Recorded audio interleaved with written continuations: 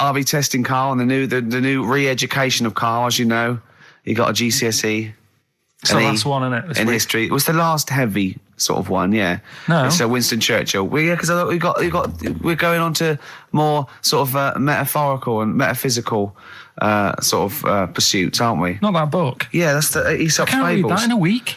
You don't have to read it. Right, Just choose the ones about the foxes eating penguins. You'll like that. It's time for the re-education of Karl Pilkington. This week, Karl was studying the life and times of Winston Churchill. What did you make of it, Karl? What did Churchill do for you? Right. Well, last week I made a bit of an error with Hitler. Yeah, you just tried to remember too much, and it was way too much for me. Sure. So what I've done this week, sort of flicked through, got a few of them basic facts. Yeah. And what I've learned, right? Bit weird the way all these people have something in common, that they're all a bit weird when they're younger. Okay. They've got some sort of illness. Go on. Well, Rasputin, he wasn't well as a kid. Yeah. Che Guevara. Oh, this is Rasputin, the mad monk, wasn't well. Yeah. Yeah. Che Guevara. Yeah. Asthma, really bad asthma. Yeah. Hitler, he was only one ball. Bit mental. Yeah. Only one. His mother. He was a bit mental. That could be libelous.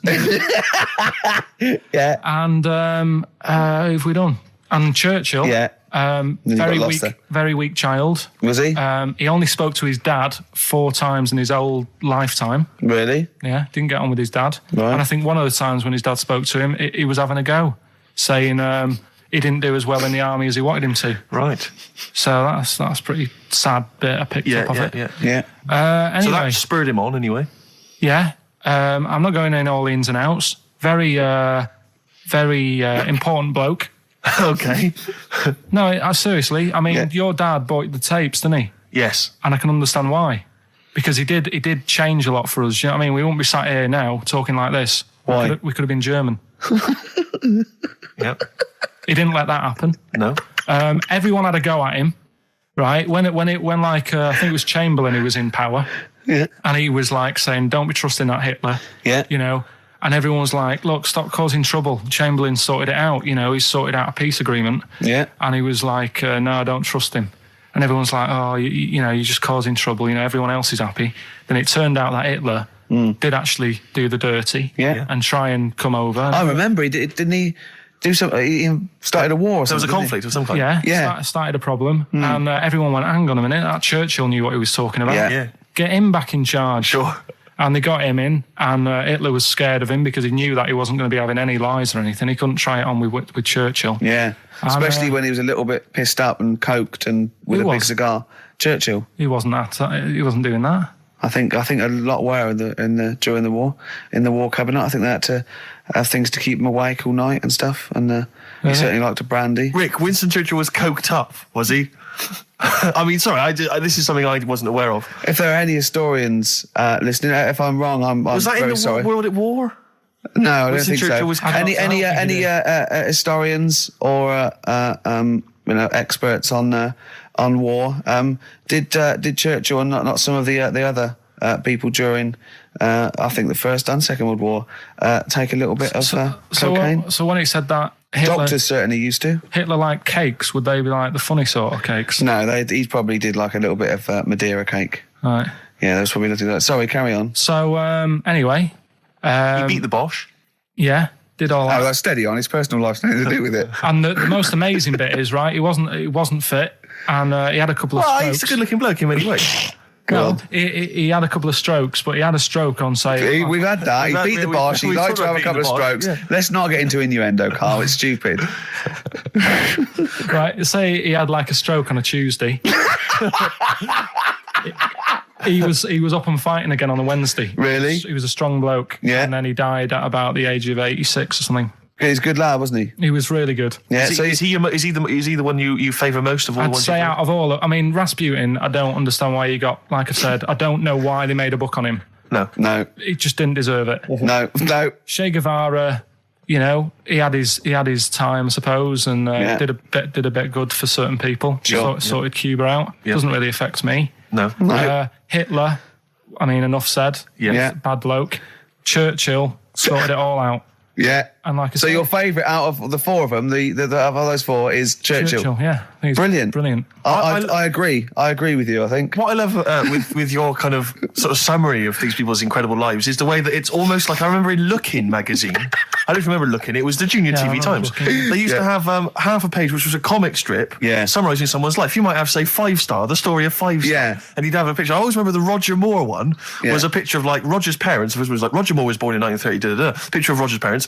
Roger grew up during the war. Picture of Roger running down the street, right, just as a school kid, with a Spitfire coming behind him like he was going to try and shoot him. Mr. Smith, surely. Exactly, Mr. Smith, yeah. Roger took up acting. Picture of Roger acting. Yeah. Roger became James Bond. Roger's now a popular, star in his own right, and does a lot of work for charity. Brilliant. It summed up the whole thing in kind of I think they used to have that in one of the TV Times or the Sun. I remember sort of when it was Tina Turner. Born Sarah May Bullock. Then it was Nutbush City Limits. Stop hitting me, Ike. Yeah. And then Simply the Best, and that was it. It was great. And that's very much what how your summary of great events is. But I'd say if you didn't know about Churchill, you've learned a bit today. Can people call in all these fellas taking cocaine? I think I'm right. It's 08 700 800 1234. Yeah. Give us a call, XFM 104.9. Did Winston Churchill and various other dignitaries take coke during the war? During the war, staying up for the war effort, the emergency summits and meetings. I think it was. I think it's been documented. I could be wrong, and let me tell you now, it's not happening today. Wow, Pete, you're on there. He's there, isn't he, to save me for Nancy. XFM 104.9. I'm Ricky Gervais, with me, Steve Merchant and Karl Pilkington. I'm getting excited now because we've had loads of calls and emails, not only backing me up, but going a little bit further. Apparently, Johnny Mango called in again. He's become our sort of official researcher on this show. There is evidence that Queen Victoria in Balmoral, with a young house guest, Winston Churchill, used to consume cocaine-filled lozenges. So there you go. Also, MDMA was a precursor of sort of ecstasy, a derivative, and that was big in the day, giving soldiers, a little pick-me-up. So it's not so mad, is it? It sort of makes sense because he was into his speeches and that, and they say that coke gives you sort of... the balls to stand up and say, like... Not that that's a good thing. No, it's not. No. Definitely not. No. Right? But apparently it makes you confident, doesn't it? So you can stand up and say, we're going to fight them on the beaches. Yeah. And all that. And sound like you mean it. It's exactly, yeah. When he was sort of like, a little bit pissed up with his cigar on, coked off his tits, he wanted to fight. He didn't care where it was. He'd fight on a beach. He didn't care. He didn't care if he got sand in his new trainers. Exactly. He was boozed up. Yeah. You want to fight? Yeah. That's why he was coming hard. He was very much. You got to think of him as the Liam Gallagher of his day. Yeah. Oh dear. Are we allowed to talk about this? I mean, I don't mean in terms of referencing drugs, but are we allowed to... Is this like libelous to Winston Churchill? One, you can't libel the dead. Yeah, but two, it's a is lot that only in America? I'm asking, and we're not saying, Two, I think you're probably going to do also a fair comment. Three, we say we were joking. Yeah. 4, it's a satire. Yeah. 5, we love him. 5, we're not condoning drugs in any way. 6, this is Dermot O'Leary's show. I didn't have a go at him anyway. I said he's all right. If there's any law against Rasputin, we might be in trouble. Law against you did willfully Rasputin.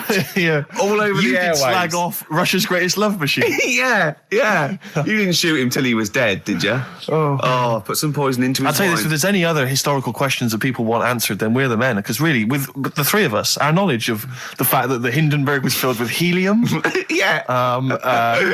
kind of coke habits and various drug habits of Britain's most famous political leader, we've got the answers to all of it. Einstein. Go on. I found out in the week that he didn't talk till he was 6. See, it's all these people who are weird. Churchill couldn't read, could he, till he was 8 or 9? Really? Yeah. So there you go. He got a D in history apparently, GCSE. Just one better. No, but Karl called me in the week, and he was a little bit stressed because he's had a bad week now. He got stressed about Hitler and Churchill, and I said, well, we're chill out a little bit, and I'll teach him something a little bit cozier. And I said, like, what about animals? No, not frightening other animals. You're interested in animals, aren't you? Yeah. And And he went, all right then. And then he went, okay, here's a question for you, Clever. So there's 3 animals without ears. He said, and I've told you one. And I went, well, that's the snake, because he was talking about the snake. I went, hold on, Carl, there's loads of animals without ears. He went, there's not, there's 3. I went, there's loads. I said, jellyfish, worms, single-cell protozoa, poriferous. But he went, oh, what are you talking about? What are you talking about? Animals, proper animals. I went, they are animals. He went, no, proper animals. And I went, do you mean mammals? He went, what are you on about? I said, are these animals, have they got legs and are they fur-bearing, right? And he went, one is. They've got legs. I went, I don't know, I give up. He went, right, the turtle. I went, right, yeah. And he went, and the bumblebee. He said, that's the one with fur. That's the one with fur. The one... what are you thinking? What is in your head, Carl? Which has got the most fur, a bee or a turtle? It's not fur. What is it? Well, it's you know. He's done you there, Gervais. It's pseudo hairs, isn't it? It's like it's a hair. It's a keratin thing. It's not like we have, like mammals grow fur. Do you know what I mean? Yeah. He's not convinced. So go when on, we say that, when we say like fur, mammals are warm-blooded creatures. Yeah. Often, usually placental. There's a few exceptions, right? That give their milk to their young, nurture their young, and they have fur. Have you heard about oysters? Oysters. They 1 minute they're a man, then they're a woman, then they're a man again. Like Eddie Izzard. Now that's libelous. He's a transvestite, could I say? He's not a transsexual. Let's say that straight away. I'm retracting that. Right, go on then. Give us some more facts. No, I've got you Aesop's Fables. No, but you had some more facts you told me that were dead good. I just wondered if Steve knew them. What? What do you want to know? The ones that you read out to me. You had one about the spiky thing. Go on. Porcupine. Give me a clue. How many spikes has a porcupine got? Don't know. How many was it? I think it was about 10,000. But these aren't the most interesting facts, are they? It's all right. It's all right, though, isn't it? Yeah. And he went, but how can they say that? You could say that, we've got a certain amount of hairs in our head. I went 100,000 average. He went, yeah, but I haven't. So how do we know that porcupine that they've counted is the same for all of them? Might have had alopecia. yeah. He might have been a particularly hairy one.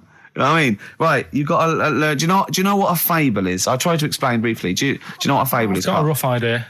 Okay, it's a thing that uses sort of metaphor, analogy, just to explain sort of morals. I mean, they're very, very old for a start, and it's all. I'll give you an example of one. A quick one. Oh, the one about the dog with 2 bones. He goes to a dog's got a bone. He sees its reflection in the lake, and he thinks, "Oh, that dog's got a nice bone. I'll have that." And as he goes to get that one in the reflection, he drops the one he's got, and that's one about I think I was told one when I was younger. Go on. I think it was one. This young lad, he's got a dog, right, and he's about 8 years old, and this dog, he's had it since he was about 4, and it's a bit tired now, and he chucks sticks for it, and it doesn't go for it. And he's saying to his mum, "Oh, I want a new dog because this one's useless. It doesn't do it doesn't have any fun with me." So they say, "Oh no, but Rover's a good little dog. You should look after it." And he's like, "Oh, I don't like it. I want a new one." So they buy him a new puppy, and it's running around, yapping about, and he's loving it, and he's playing around with it in the grass. And then one day he goes to the park and he's messing about and rolling about with it, and he falls into the lake, right? And the little puppy's like yapping at him, and he's going, help me, the little dog's yapping. And then the old dog comes and gets his collar, and it pulls him out of the lake. And he goes, "Oh, God, why did I forget about you? You're the better dog." And he loved that one again rather than the puppy. I got a feeling that was Lassie. Well, yeah, that was an episode of Lassie. What's the moral? What's the moral there, Carl? What's that telling? What's that explaining through analogy? Sort of, don't forget the old. Look after old people. I remember there was one I heard once about a young boy who got trapped in a lake inside a cage. But he loved his trainers so much. He wasn't going to get them wet. But even though he had to get out there, and even though he thought that was the important thing because it's material value, he actually drowned, and the trainers were no good to him then. Star Sailor. Oh, lives. Hate to say I told you so. Now I want to clear a couple of things up. Obviously, me and Steve, we love Karl. This is the things we give Karl to read and talk. Is not to embarrass him or stress him out at all. We genuinely like his view of the world. Yep. In fact, we did an interview yesterday with a bloke from the Standard who really liked the show and said, "Do you like Karl? Because you take the piss out of him a lot." And we just like to say we love Karl. I said to that bloke, I said, "It's like I've got a new kitten. I can't wait to get in and see his little face on Saturdays," didn't I? Yes. And I think I'm worried because I thought I'd give Karl something he was really get his teeth into with these Aesop fables. It involves animals and little stories. But I've given him a couple and he doesn't seem to be that impressed or understand the concept. It's just that you said you'd bring in an animal fact book as well, and I can't see that anywhere. No, well, you can only read one book at a time, can't you? Why didn't you bring the other one in first? Well, it's big. I've got to work my way up to it. Sometimes I'll probably have to get a cab because it's a bit big. Now listen, I'll give this one. This is an easy one. Now just think, right? Think just what it means. They're not that hidden. They're not that cryptic. Just think what this means, okay? Okay. When the hares addressed a public meeting and claimed that all should have fair shares, the lions answered, "A good speech, hairy feet, but it lacks claws and teeth such as we have." How would you use that? No. What do you think that means? This is translated from the, I don't know, Greek or something. I don't know. It was Aesop. Where's he from? Greek. Yeah. So shall I do it in my own language? Okay. So what would happen if there's hares and they have a meeting in the jungle with like loads of lions and go, "Hey, hold on, wait a minute. I think we should all be equal and share everything. All right?" And the lions go, "Well, yeah, it's easy for you to say. We've got claws and teeth." Yeah. What does that mean? It's saying like, of course the hares want that because it's better for them. The lions get nothing out of it because they're already king of the jungle. That's right. So it's negotiating from weakness. Anyone can negotiate from strength, but negotiating from weakness is it's be lovely. It's a lovely utopian look at the animal kingdom. But the way you said it is better than the way they worded it. Well, that's because Ricky's very much the modern Aesop. I mean, many people have thought that. That's why he's getting a lot of awards with the TV show. For him, that's a fake. So look, I'll take that home and read ones you like and tell me about the ones you like, ones that click. I don't care if you only come in with like one or two. Go, I'll tell you what, Rick, that's there's one thing that I've learned from that. Because sometimes you can know all these phrases and until something happens, you don't think, everyone's heard, I don't know, to err is human, to forgive divine. And then something, might happen. Do you go, oh, that's what that means. That's amazing. So, Do you know any, Steve, offhand? What's that? A fable. Well, I would imagine that the most famous one I've always remembered is the lion with the thing in its hoof. Do you remember that? The lion, yeah, with the spike in its paw, and a smaller animal gets out for it, but it still attacks it anyway. Well, that's life, isn't it? Well, I read one the other day, actually, which was very interesting. It was one that the famous film director Orson Welles said. Oh, yeah. Which he said, apparently there was a bear going across a lake, wading through the lake, and a scorpion said, well, let me go on your back, will you? Come on, just let me go on your back, we'll go across, it'll be brilliant. He goes, well, no, you'll just sting me. You go, don't be stupid, if I sting you, you'll die, and we'll both drown. And he goes, oh, fair enough. Who was doing the stinging? The scorpion. Right, okay. Yeah. And the bear's wading through the water. Yeah. So the scorpion jumps on the back, and they wade through the water, and halfway across, the scorpion stings the bear. And the bear goes, well, we're both going to die now. He goes, yeah, it's my nature. I thought he was going to say, I can swim. Oh, you're the best. What's the one about... Does that mean anything to you? It's my nature, i.e., that's in my nature. That's the way it is. That's what I do. Yeah, I'm a scorpion. Yeah, one of my favourite ones. These don't mean anything to you, do they? I mean, one thing is you're not impressed by them. They're all right. What about this? What about this one? Don't trust bears. Here's one of my favourites. What? He said, well, why not just say, don't trust bears? The bear's the one that was too trustworthy. Don't trust scorpions. Yeah. Right. Here's one of my favourite ones of all time, okay? A lion is dying. It's an old lion. He's in the front of his cave, and all the animals come around, like the foxes and the hyenas and the rabbits, and they're all taking the piss out of him, and they're laughing at him, and they're laughing and going, you can't fight us now. And just before he dies, he goes, fine, but I was a lion once. What What does that mean? Don't know. Well, he's saying it's better to have lived and had what I had, because I was great, if only for a short time, and you lot are still alive, but you're nothing. You're rabbits and hares. I was a lion once, so I'm Are they happy. always using animals for these stories? Well, yeah, I could change it to refrigerators and household appliances if it would make it help, but animals, I remember the one about being ill a lot, and you say something about go on. If you keep doing that, if you keep having time off, well, I won't believe you. That's the boy who cried wolf. Is that right? Yeah. Do you know that one? Have you heard the famous one? This is probably the most powerful one. When you're pulling a face, and they say, well, if you keep doing that, the wind changes. I've heard stay like that. Because you know that's scientifically proven. That is. That can happen. That can happen. Should we have hip hop hooray? Yeah. Are you queued up for that? No, but go on. You. Carl, sort it out, mate. I was gonna. No, come on. This is what I asked you to play, mate. If you've not, you're getting too big for your boots now with your showbiz lifestyle. You're not paying attention, are you? You're not playing the record if we want you to play it. Heat magazine's favourite. Yeah. Okay, so you dropped that. CD now. That's clumsy. Oh, you're with the big. I can't believe you're not. Oh, fables are great. He's not impressed, is he? Rick? No, I am. I mean, once I take this book home tonight and have a read, I might change my mind on them next week. You're coming all stressed. I'm not impressed with the ones you've been talking about, I must admit. Okay. No order. Here to stay. Sadly, we're not here to stay, Steve. We've only got about 2 more minutes. That's true enough. Yeah. Well, I think that's just time for some interesting facts that Johnny Mango, our researcher from loosecontrol.com, has emailed us. A few familiar ones, favourite ones of yours, I think. Go on. Any ones I don't know, though? I think you know this one, don't you? A pig's orgasm lasts for 30 minutes. I know. And a pig can't actually look directly up. Wouldn't have thought so after 30 minutes of coming. No, absolutely. Freddie, be careful here. That's incredible. Remember what happened to Tom Binns? Go on. Humans and dolphins are the only species that have sex for pleasure. Bonobos do as well, they've rediscovered. Which is a bonobo? A chimpanzee, like a chimpanzee. Right. So, yeah. So it's 3 now. Can't believe dolphins are getting more. They're all at it now. Dolphins getting more at it. Yeah. Polar bears are left-handed. Yeah. So, yeah. I don't quite know how they work that out. Did they give them spelling tests? Or writing tests? Oh, yeah, they probably just do it. It's probably the paw they use to hide up the black nose during a hunt. Of course, of course. Some lions mate over 50 times a day.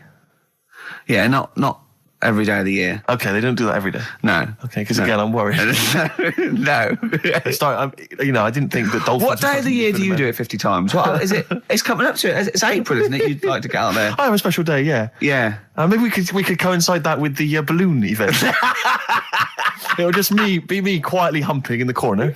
Volunteers, welcome to email now. And all the proceeds go to charity. If you are a desperate lioness. Exactly. Yeah. Butterflies taste with their feet. I didn't know that. Interesting. I didn't know that. That is interesting. But they don't eat much, do they? Because they only live a day. Good point. They wouldn't need to eat. An ostrich's eye is bigger than its brain. Yeah, I knew that. Yeah. That's extraordinary. That is, yeah. And the... But Carl, how big are your eyes?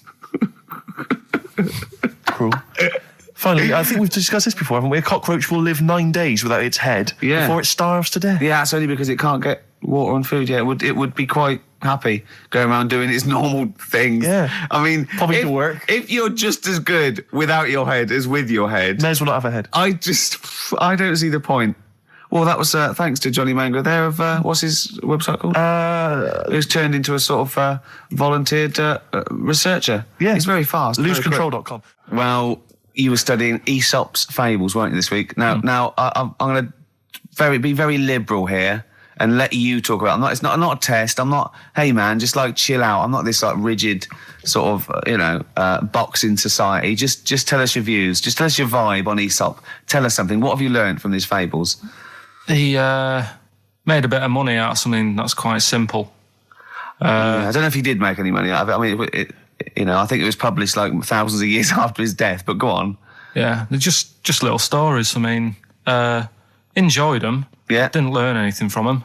Okay. Or did you see? Because it's teaching through sort of like metaphor and analogy, and maybe it all seeps in and it's all subliminal, and maybe in a way your subconscious is teaching you. No, it's silly, Ricky. It's silly. If the stories were done in like a real way, that there's like a man and a woman, and it's a little story that something happened to them in life, then you learn something. But it's all about, a gorilla and a fox are walking through the woods.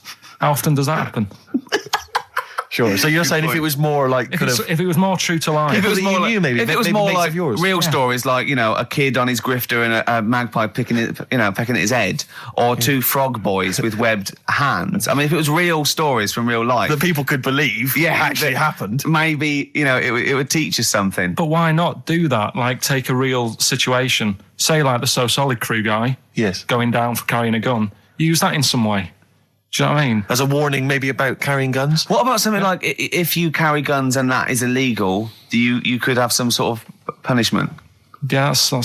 So Good, I see what you it doesn't mean, bother yeah. you then that the fact that these fables have been used for many, many generations to educate maybe young children or even older people, the fact that they've served a brilliant function and they've become classics, that doesn't bother you? You've seen through them? Well, they don't always work. Okay. When I was out with Rick the other day, he brought one up. I told him the one about the two mice, the industrious mouse, who throughout the summer he would be storing berries, nuts and berries, and he'd be storing it, and the other mouse would just be eating off the trees and running around and having a laugh. And they go, "Well, you're going to become hungry." And he'd go, "Oh, I'll worry about that when it comes to it." And they'd do that, and he'd be storing his nuts and berries, and autumn came, and the mouse was still playing and not doing anything. And then winter came, and the silly mouse was like shivering, and he went and knocked on the mouse's door and went, "I'm freezing and I'm starving." And the clever mouse said, "Well, I told you, didn't I? You should have been storing your nuts through winter like I did. Come in and share mine." And what did you say, Carl? Well, and the moral of that is whatever. Just be careful. But my thing is that it's not very good, because the moral of that is do what you want, and there's always a do-gooder, a share there. Sure. Yeah. But the way I think, which is more sort of 2002, the ending should have been, the guy with all the berries should have been going, "Oh, I'll be all right come the winter. I've got loads of food. I'll be safe." But then, as he's going into his little hut at the beginning of the winter, some sort of bus or something comes and kills him, Right. and it's like, You should have partied hard because you might die. Yeah, enjoy life whilst you've got it. Yeah.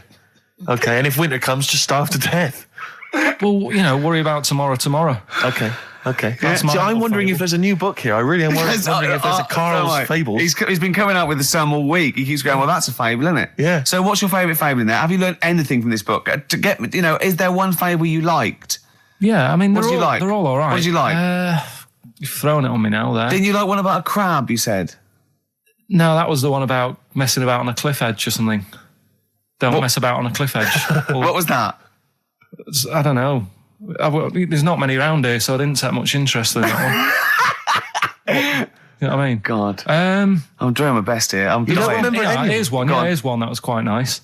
There was a belly, like your stomach. Yeah. And it's this belly on a pair of legs, and the legs was saying, "I'm more important than you because I carry you around." And the belly said, "Yeah, but if it weren't for me holding all this food, you wouldn't have the energy to walk around." Yeah. And that means rather than working on your own, it's best to work in a team. Yeah. So, Well, the one similar to that I was taught when I was little was a vision of heaven and hell, and it went down to hell, and in hell, right, there was these people had like 20-foot long chopsticks, yeah. and they were eating their food, and they couldn't get the chopsticks into the food and get it round to their mouth because they were just too long. Right. Right, that was hell. And in heaven, they had exactly the same thing, but they were feeding each other. What? Right. You don't like Chinese food? Is that what you're thinking? Is that what your concern is, Carl? No, I'm just... The one I remember, I can't remember the ending of it. It's about two nuns in a bath. Yeah, I know. I can't remember what it is. Yeah, Remember that's that it, one? yeah. Or are they on a bike? maybe? That's two adventures. It's the same nuns, but they go to all sorts of adventures. They're normally quite erotic adventures. Well, aren't they are, but there was one when they're driving down a cobbled street, I remember. Go on. And then there's the other... Then, of course, Whalebones on XFM 104.9. I'm Ricky Gervais. With me, Steve Merchant, Hello and there. Carl. Well, Carl, I really don't think you got your teeth into the fables, really. I don't think you... There wasn't anything to learn. I read a couple, thought, yeah, that's all right, and put it down again. There wasn't anything to learn. It was all stuff I knew already, but made up with nice little foxes and bears and stuff. So, Yeah.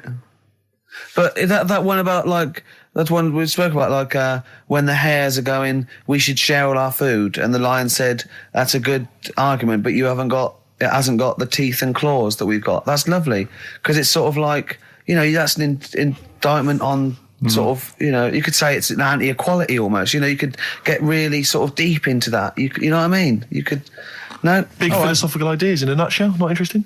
No, not really. Okay, then. Well, you're going to hate this then. I've brought in the Concise Oxford Dictionary of Quotations. Now, just look at some of your favourites. I'd suggest going straight to things like Wilde or Newton or Churchill or You're a big Keats. fan of Churchill? Yeah. He's the boy. Yeah. Okay. Let's go through that old Kramer. Newton. Right. Right. Here's a famous one. Okay. This is Isaac Newton.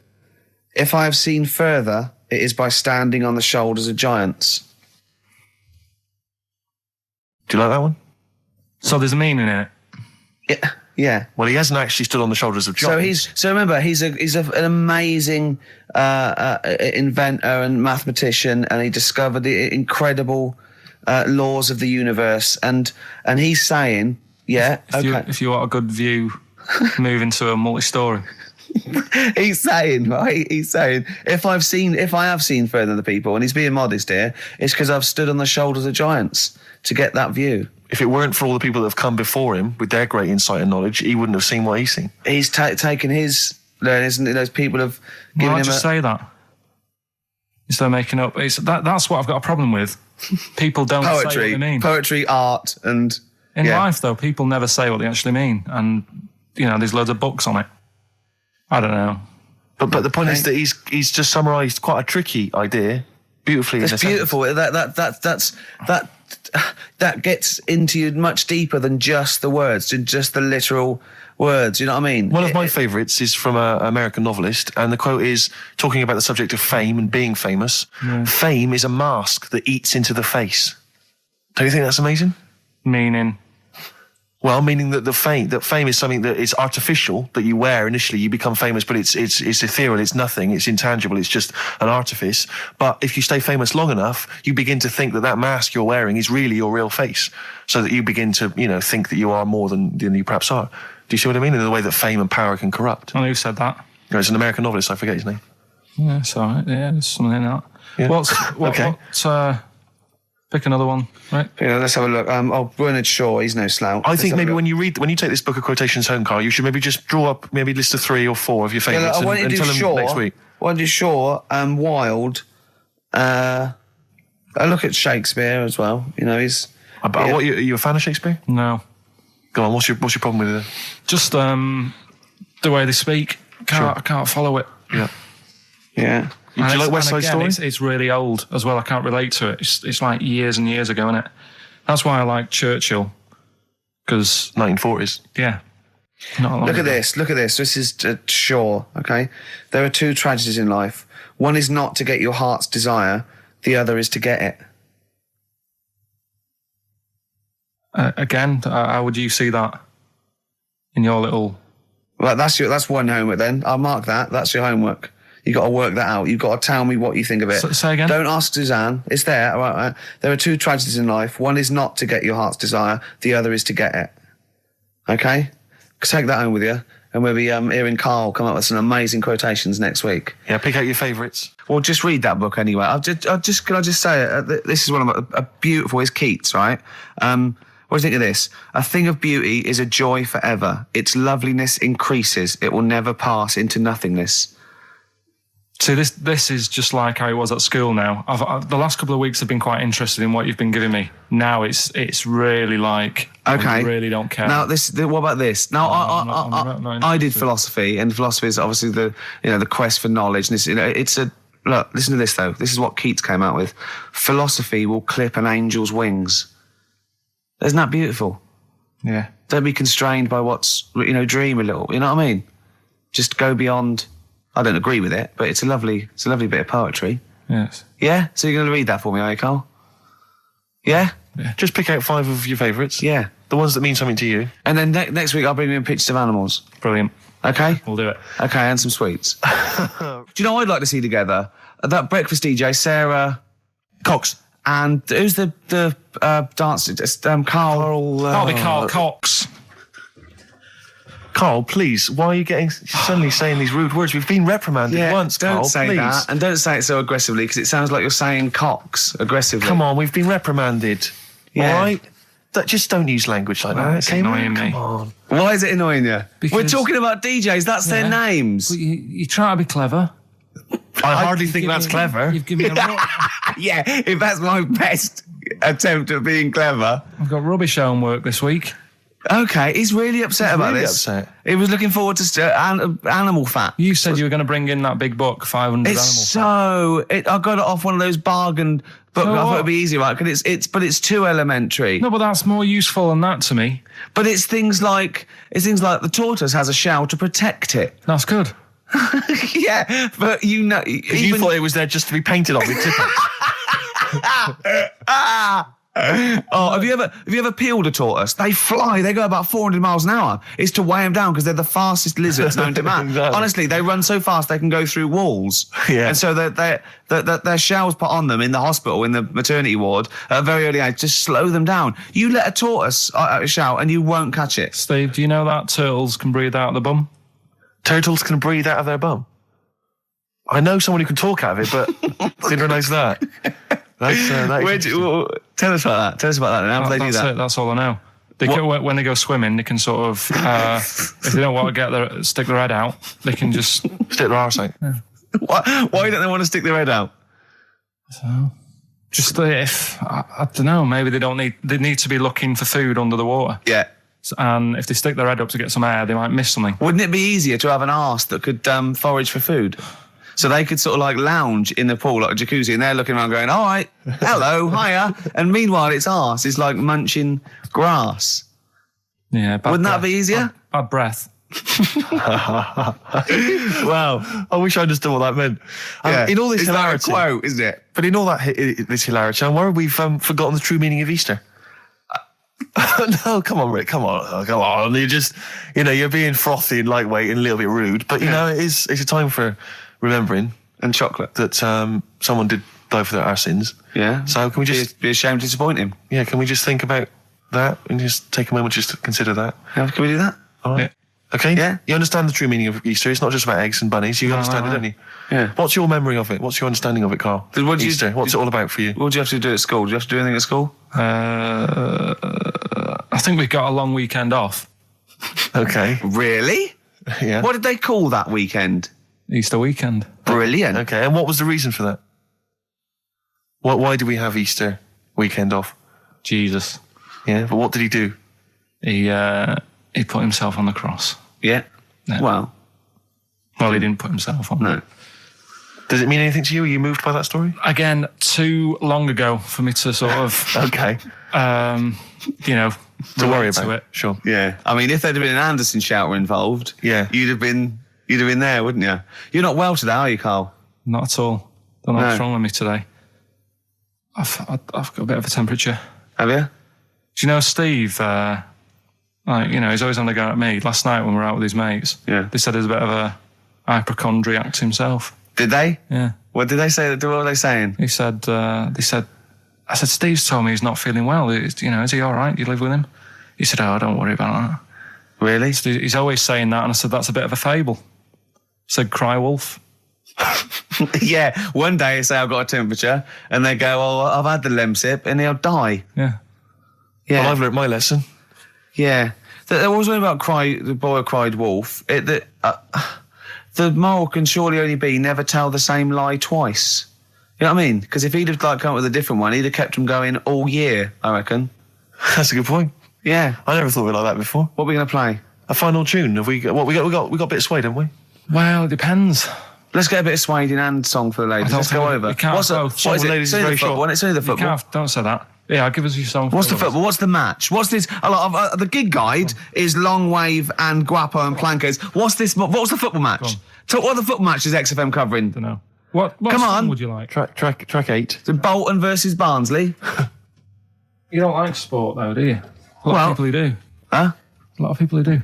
Right, track 8. What are we going for then? We're going for it's a bit of Stevie Wonder. Yeah. And I think it's quite a short song, though, Carl. Are you sure? Yeah, that's cool. Yes, it's okay. You're okay, are you? Yeah. So this is the final song. This lost a lot of energy, this show. This is it. I mean, the first hour and 40 minutes, I think, was dynamite. I think the last 10 have been But I flagging. Carl, he was full of life. You know, he was answering the questions and stuff, and now you've And he lost it, mate. got You're fed up. He got fed up with the quotations. He didn't like us mentioning Radio 1 DJs such as Sarah Cox and Karl. Oh, Cox? Yeah, he didn't like that. Sorry, everyone.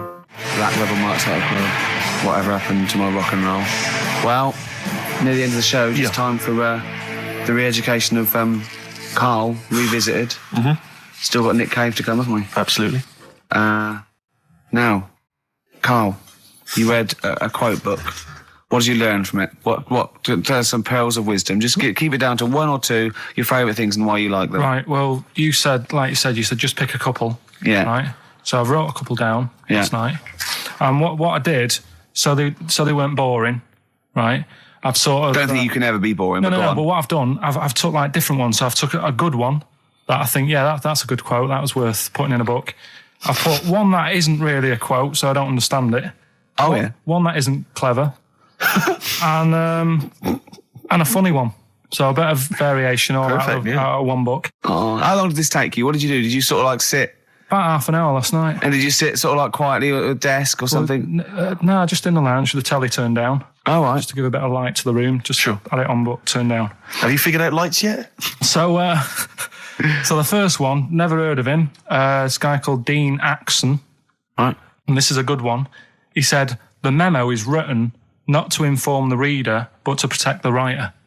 That's good, yeah. Stuff. That's very good. That's Very relates a lot to, office life and so on. Yeah, modern world and that. Mm-hmm. Right, so then I thought, so I wrote that down because I liked it, and that's what he said to do. Second one isn't really a quote, it's more of a poem. Okay. So how does that work? Well, that's okay. Just read it. Right, well, it's about suicide. Okay. Right? Razors pain you, rivers are damp, acid stain you, drugs cause cramp. Guns aren't lawful, nooses give, gas smells awful, so you might as well live. Lovely. That's from Dorothy Parker. I'll tell you what. It is, yeah. I hate it. I hate that. Why? It's nothing to me, that. I think it's just a weak, shallow piece of mock comedy. This is why I did it in that order, because that's what I thought.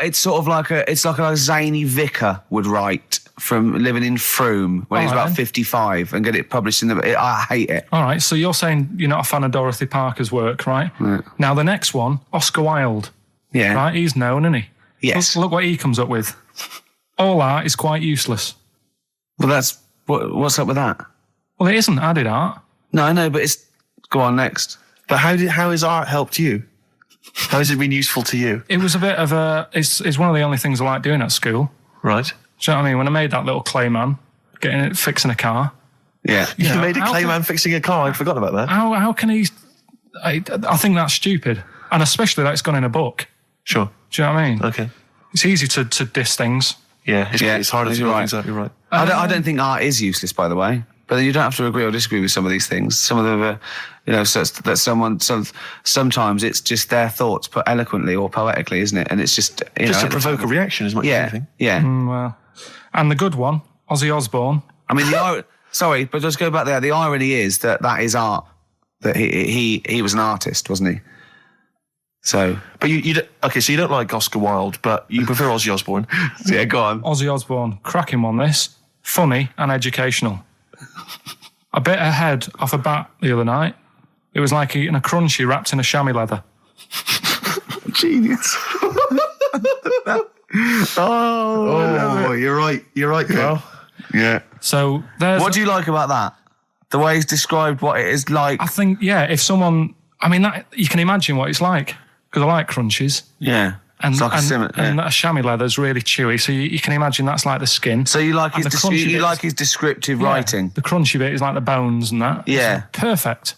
But Carl, it's interesting because you've analysed Ozzy there, and in a way, that is the first step on maybe doing a new English GCSE. Yeah, being able to study you said why you liked it. You said because it describes you've never eaten about yourself. Yeah, but my teacher, Mrs. Kane, if I would have come into school with a quote by Ozzy Osbourne, she wouldn't have been happy. Really? Do you know what I mean? And that's the difference between... She'd go, right, Carl, get your horse and go home. Well, listen though, we were talking about other quotes. Yeah. Neil Armstrong. Yeah. Do you know his one? Yeah. What, one giant leap for mankind? Do you know it wasn't meant to be that? You know, it says it's one small step for man, one giant leap for mankind, right? Yep. It was meant to be, this is one small step for a man. Right. I.e. me, the individual, on a microcosmic level, one giant leap for mankind. And he mucked it up. Because if you say this is one small step for man, one giant leap for mankind, man there means mankind. I know. It's embarrassing. So you shouldn't give people... He's not a trained actor. That's true. He's enough. more of an astronaut, to be honest. Has he won any awards, Rick? No, there are no awards. Is he BAFTA nominated? Don't think so. But listen, right, he said another quote as he got back into the rocket. Have you heard about it? Go on. We're running out of time, and I'm just wondering whether it's worth saving as a bit of a teaser for next week. What did Neil Armstrong say as he got back into the rocket? Yeah. Is it going to be away? something like, that was boring, wasn't it? The mic's not still on, is it? Yeah. They're not still listening. Well, that's what I was saying to you. He could have said that, and it would have still gone down. Cheese. It would have still gone down as an amazing quote, wouldn't it? Well, listen, I think you should save it, Carl. You tosser, I was meant to go first. No, I'll tell you what we'll do, Carl. We'll squeeze it in before the end of the show, because, Ricky, you got to play your song for the lovers. Oh, we should play this. I don't think we'll fit it in. We might have to save it. Don't worry, we'll see what we can do. Well, Let's next play, week, by the way, you've got happiness quotations, a collection of thoughtful words and beautiful paintings. I'll just give you an example of one. Happiness is a perfume you can pour on others you cannot pour on others without getting a few drops on yourself. Lovely that, isn't it? Brilliant. You can't be happy with that. This is Nick Cave and the Bad Seed from the Boatman's Call. It's a beautiful song. Any song that starts off, I don't believe in an interventionist God is all right by me. And this is Into My Arms. Nick Cave and the Bad Seeds, Into My Arms. Well, that's it. We've run out of time. We have indeed.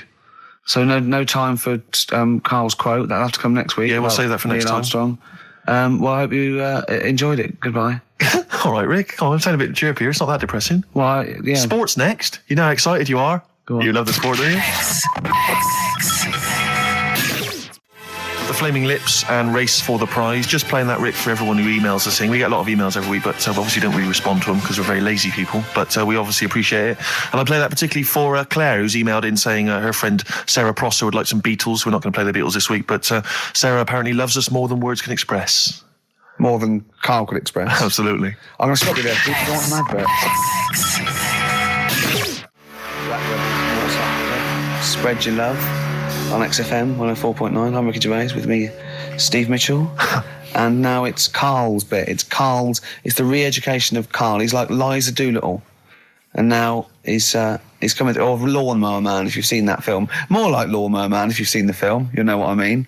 And his homework was to just study quotes, really, on happiness and stuff and general well-being. He's not a big happiness quote fan, are you, Carl? Not really. So what have you done? You've come up with something, haven't you? Right, yeah, I told you, right? Because a lot of these are just things you say every day. They're nothing special. So what I'm doing... Well, you say them every day. Well, the sort of things you come out with and you don't even think about it. Do you know what I mean? Yeah. They're on the TV all the time. People on the radio are saying these sort of little quotes. Sure. And what I've done is, remember that programme on Channel 4, Faking It? Yeah. Where they got some, like, posh kid to be on a door and all that. What I've done, I've... Imagine if that was the pitch for the show. Dear Channel 4, you're just going to get a posh kid on a door or something? Yeah. Yours sincerely, Carl. Come in. Yeah. TV producer. Yeah, go on. So what I've done, this little book of quotes, happiness quotes, I've picked two that are real. Okay. And I've made one up. Right? And we've got a guess. And you've got to guess. Okay, then, go on. Well, I'll tell you what, Rick, why don't we, when we've heard them, we won't confer. No. You'll write down yours, A, B, or C, and I'll write down mine, and we'll see how it Okay, works. Carl, off you go. Right, and just because I'm looking at this book, it doesn't mean I'm actually reading. No, I know. Don't worry, we're clever. No, we know. We can't see yet. Like, call my bluff. Yeah, go on then. Nothing is worth more than this day. Okay. Yeah. Yeah. All right. Yeah. The way I see it.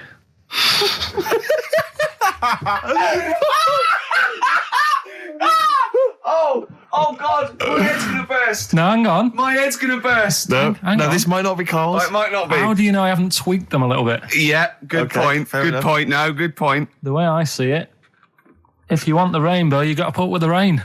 Yeah. Okay. All right. All right, yeah. Okay. Hang on. It's not here. Come on. Cat food. Cat food, go on. It stinks of it. But if you don't put up with the smell, the little kitten will die. Steve, I don't know what to say. I don't know what to say. Imagine this in faking it. Imagine their faces when he says that, and they're going, "Oh my God, Carl, play a song, mate." We'll have to confer on this one. Well, that's just amazing, Carl. Just read them again. Two were real, one was fake. Go on in. Right. First one. Nothing is worth more than this day. Excellent. Next one. What does that mean? Well, cherish now, cherish your time. Okay. Because you can't get it back, and you know that's the way I saw it. Carpe diem, whatever it is, seize the day, and all that. Okay. If you want the rainbow, you've got to put up with the rain. Yeah, of course. Yeah, rough with the smooth. You know, it's not all plain sailing, but you know, rainbow's beautiful, but it comes because of the rain, which you might not like. So make the most of everything, and good. Cat food doesn't smell good, but if you don't put up with it, then the little kitten will die. Right, now, Carl, that is a good effort. Now, that one's yours. I mean, obviously, right? Right, no, but it's a good effort, right? I mean, it slipped seamlessly into the others. Yeah. I don't think it didn't. No, but it's good. I mean, we knew it was that one. But what I will say is, it's good, but what you don't know, maybe subconsciously, is, I mean, it's very similar to the putting up with the rain and the rainbow. But that's good. Why do you think that? Well, what does mine mean? Well, even though it smells bad, it's good for something. Right. So I didn't look at it like that. What did you look at that? I kind of thought... Was yours more specifically about cat food, generally? Because, normally it's an analogy. Yeah, or a metaphor for something, Well, no, the way I mean, Dolly Parton, who I think did the rain thing, she wasn't specifically concerned about weather conditions. No. It was a sort of general idea. Yeah, it's all about life. Yeah. Well, that's what I've done. Go on. I've used an everyday thing. Yeah. And put it with today's problems, right? Go on. So, my girlfriend, she might like to go shopping for clothes. I hate it. Right. But because I love her, I put up with it. Ah, that's nice. Yeah? Yeah. So you love that little kitten. You can't stand the smell of the stuff you got to feed it. But because you love it, you go, well, I'll put up with this just for a few minutes, and then I can squeeze its head later and give it a little... Sorry. Can we go back? Stroke its head and stuff. Oh, right. Yeah. Sorry, it was a bit of a slip, was it? Squeeze its little head. No, yeah. Well, that's just the thing that I do with cats. Put it in a bag and drown it in a lake. I can feed it and then I can throw it against the wall. Exactly. So you didn't see it like that, did you? No, that's very good. So it's about love, is it? It's about putting up with the bad things for something you love. Yeah. Well, that's nice. But Carl, you seem now to be convinced and rather smug that you've tricked us and that you've fooled us and that we didn't understand it. Well, I say that's your fault, not ours. No, it's not, though. I mean, look, that man in Forrest Gump, he was a bit of a nutter.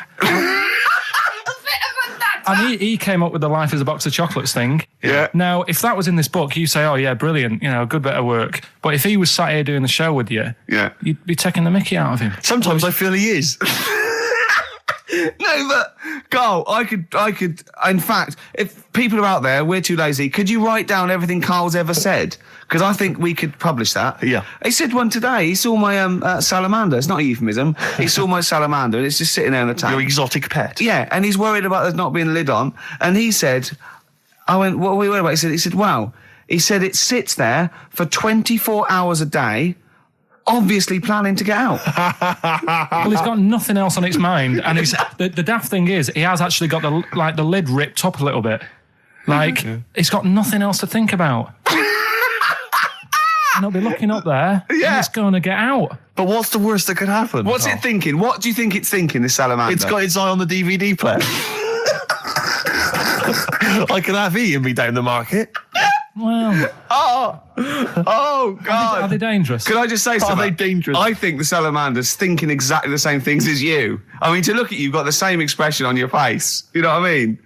You're dressed in green as well. You've got a little round sort of Hamburglar type head, like the salamander. Very similar. And yet I think you bonded with it, didn't you? Yeah, but I probably would have tried to get out, but my little paper round bag would just hang on the corner. Yeah. Buzzcocks, harmony in the head. Now, things are flying here at XFM. people have called in. There is a video of freaks on the way. Carl's going to see that within the week. That's exciting. That is exciting for me. Do you know what I mean? About our education of Karl. We started off trying to teach him about science and history, and now we just find that he likes pictures of hairy Chinese kids and women. Who doesn't? No, true. You've got a theory about pictures of freaks, haven't you? You see, you always bring things up that I don't want to talk about, because I'm really worried that people, if you've just tuned in for the first time, it's the first time you hear it, and we're talking about hairy Chinese kids. Yeah. Talking about the human worm. Karl, listen. People don't think that you're taking the piss out of those people. They lump you in with them. Do you know what I mean? They think that you're a freak of nature. So you can say anything you want. Do you know what I mean? Because it's honest, it's from the heart, it's genuine. So don't worry about that. Yeah, but Suzanne was saying last night that I've got a heart of stone, or whatever it is. Why? Because I wasn't crying at Comic Relief. And all I always used to say to her, get out, Elephant Man. Let me watch that for 30 minutes. I'll be crying my heart out. Why? Why do you care about that but not... Because it's that is more real, isn't it, right? Think of John Merrick. Sorry. What, the film starring John Hurt is more real than footage of starving people in Africa? No, but what I'm saying is, think about... See, this is why I didn't want to bring it up, because people are going to just say... Well, you're allowed to cry at what you like. People can't have you for not crying at someone and crying at someone else. Imagine that, like, if you've seen the film, you know, his head's all, you know, messed up and that. Yeah. He's getting picked on all the time. Yeah. By Michael Elphick, I remember. Yeah. It's just really, really sad. Whereas, you know, we're trying to help But you give him a bun and he forgets it. Do you know what I mean, though? He never forgets, Rick.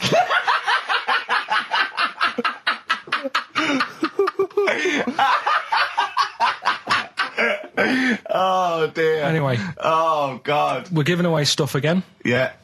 Tell me your theory about freaks who have their picture taken. No, I'd leave it. No, can I tell you? We'll do it next week, then. Can I tell you what this is? Go on, quickly, what is it? Right, when he sees a little picture, like in these books he's got, he carries round those things, right? And there's like a fella with a little head with some like able-bodied people. He goes, the only reason they got to take that picture, right, was so they could show their mates, say, look at me, the little fella with a little head. That's his theory. Yeah. That every picture of a freak, they're being... Steve, let me describe the picture to you. This little fella with a little head. Right. Playing on the piano. I've seen it. All his family stood around and mates and that. When have you ever seen a picture of someone playing the piano and everybody wants to be in on it? Doesn't happen. Maybe it was one of those kind of Christmas cards they sent out to everyone. It wasn't. You could see one of them was like in a rush to go away. He was probably planned to go out, and he was like, but they were taking a picture. It's, I'll be in it then before I go out. And it was all... He's out of order. Yeah. If you say... do you know the one I do know the one you mean, yeah. There you go, what about the one in the... when you went down to Cornwall? In that little We'll pub. talk about that next week. Welcome, fellow mystery lovers, to a brand new season of Only Murders in the Building on Disney+. These people could be killers. Settle in for a tale of mobsters and murder. We assumed murder. We'll be joined by killer special guests Meryl Streep Let's talk murder. and Renee Zellweger. Oh. Please tell me you recorded that.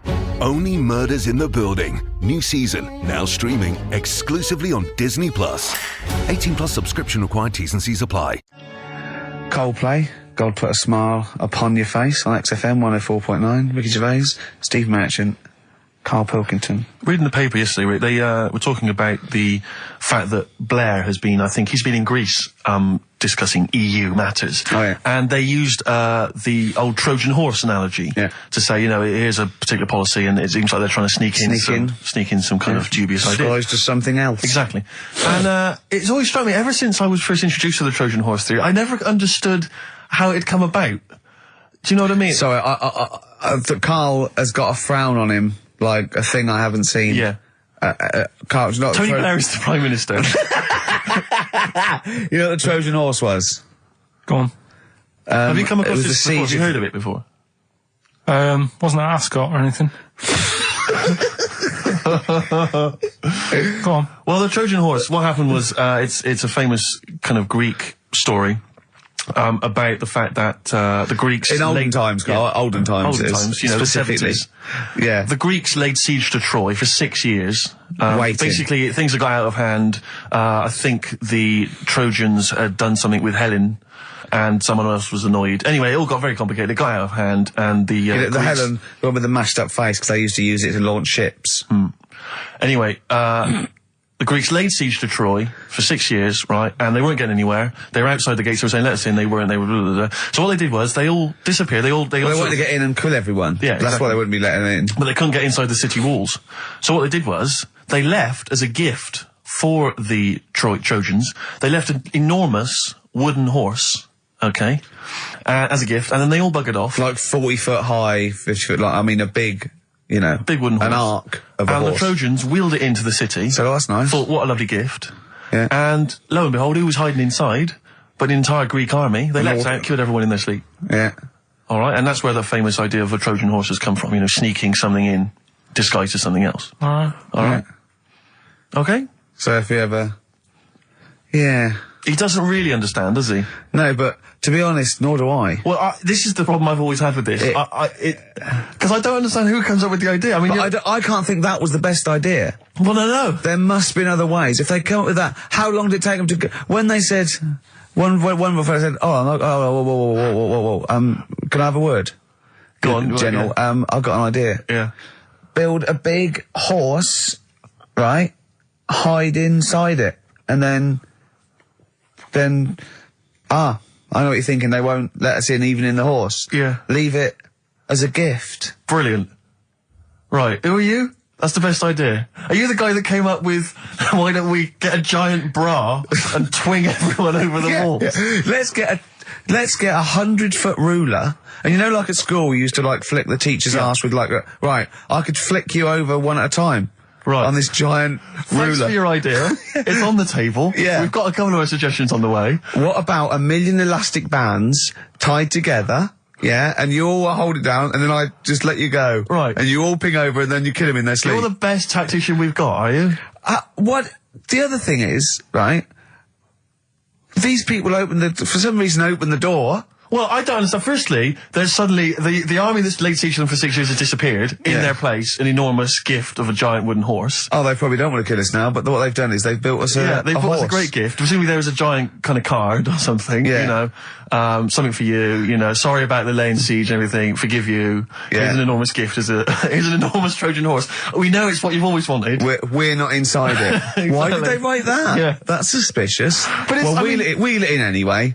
But in terms of it as an idea initially, I mean, we're going to give them a gift. Well, what should we do? We could bake an enormous quiche, be inside that. We could have an enormous soap on a rope as it's the fact that it's an enormous horse, an enormous wooden horse as a gift anyway.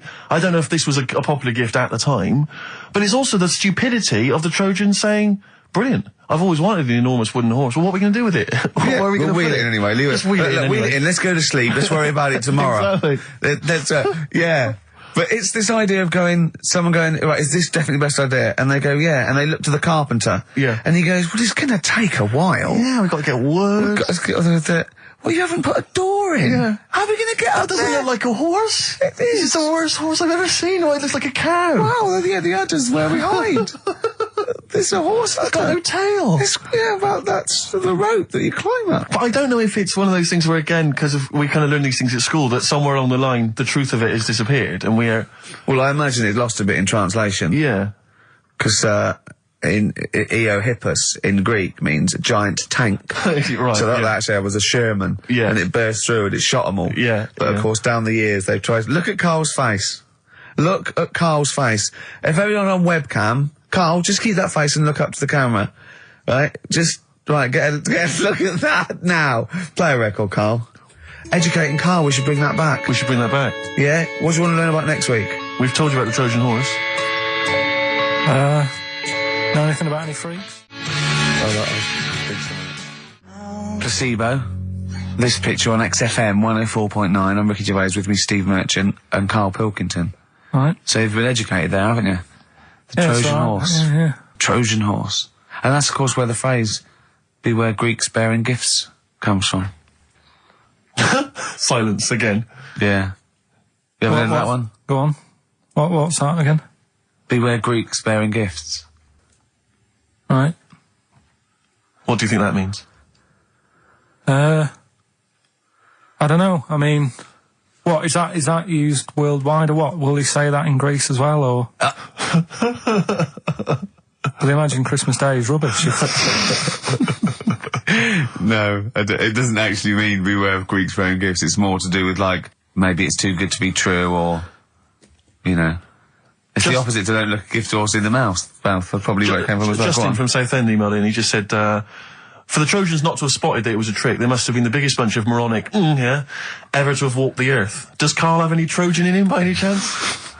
Cheeky, innit? Eh? What? Never mind. I think that probably proves it. I thought of another one I like as well. I was saying, you may as well be hung for a sheep as a lamb. I've never heard, I don't think I've heard that. I have heard, but I don't think I've ever used it in common parlance. Well, it's like, if you're going to do something, you know, I might as well go the whole hog, depending on the outcome, because it's based on reality. That's why I like it, because obviously the poor people used to poach, and if they were caught stealing, you know, a sheep or anything, they would be hung. So if you're going to get caught, don't steal a lamb, you know, at least feed your family for a few weeks. Right, sure. Kill a sheep. Yeah. Actually hung for killing a sheep. Harsh. Your dad would be in trouble, down in Wales, stealing stuff from that, from that phone box. Well, he has a couple of sayings, right?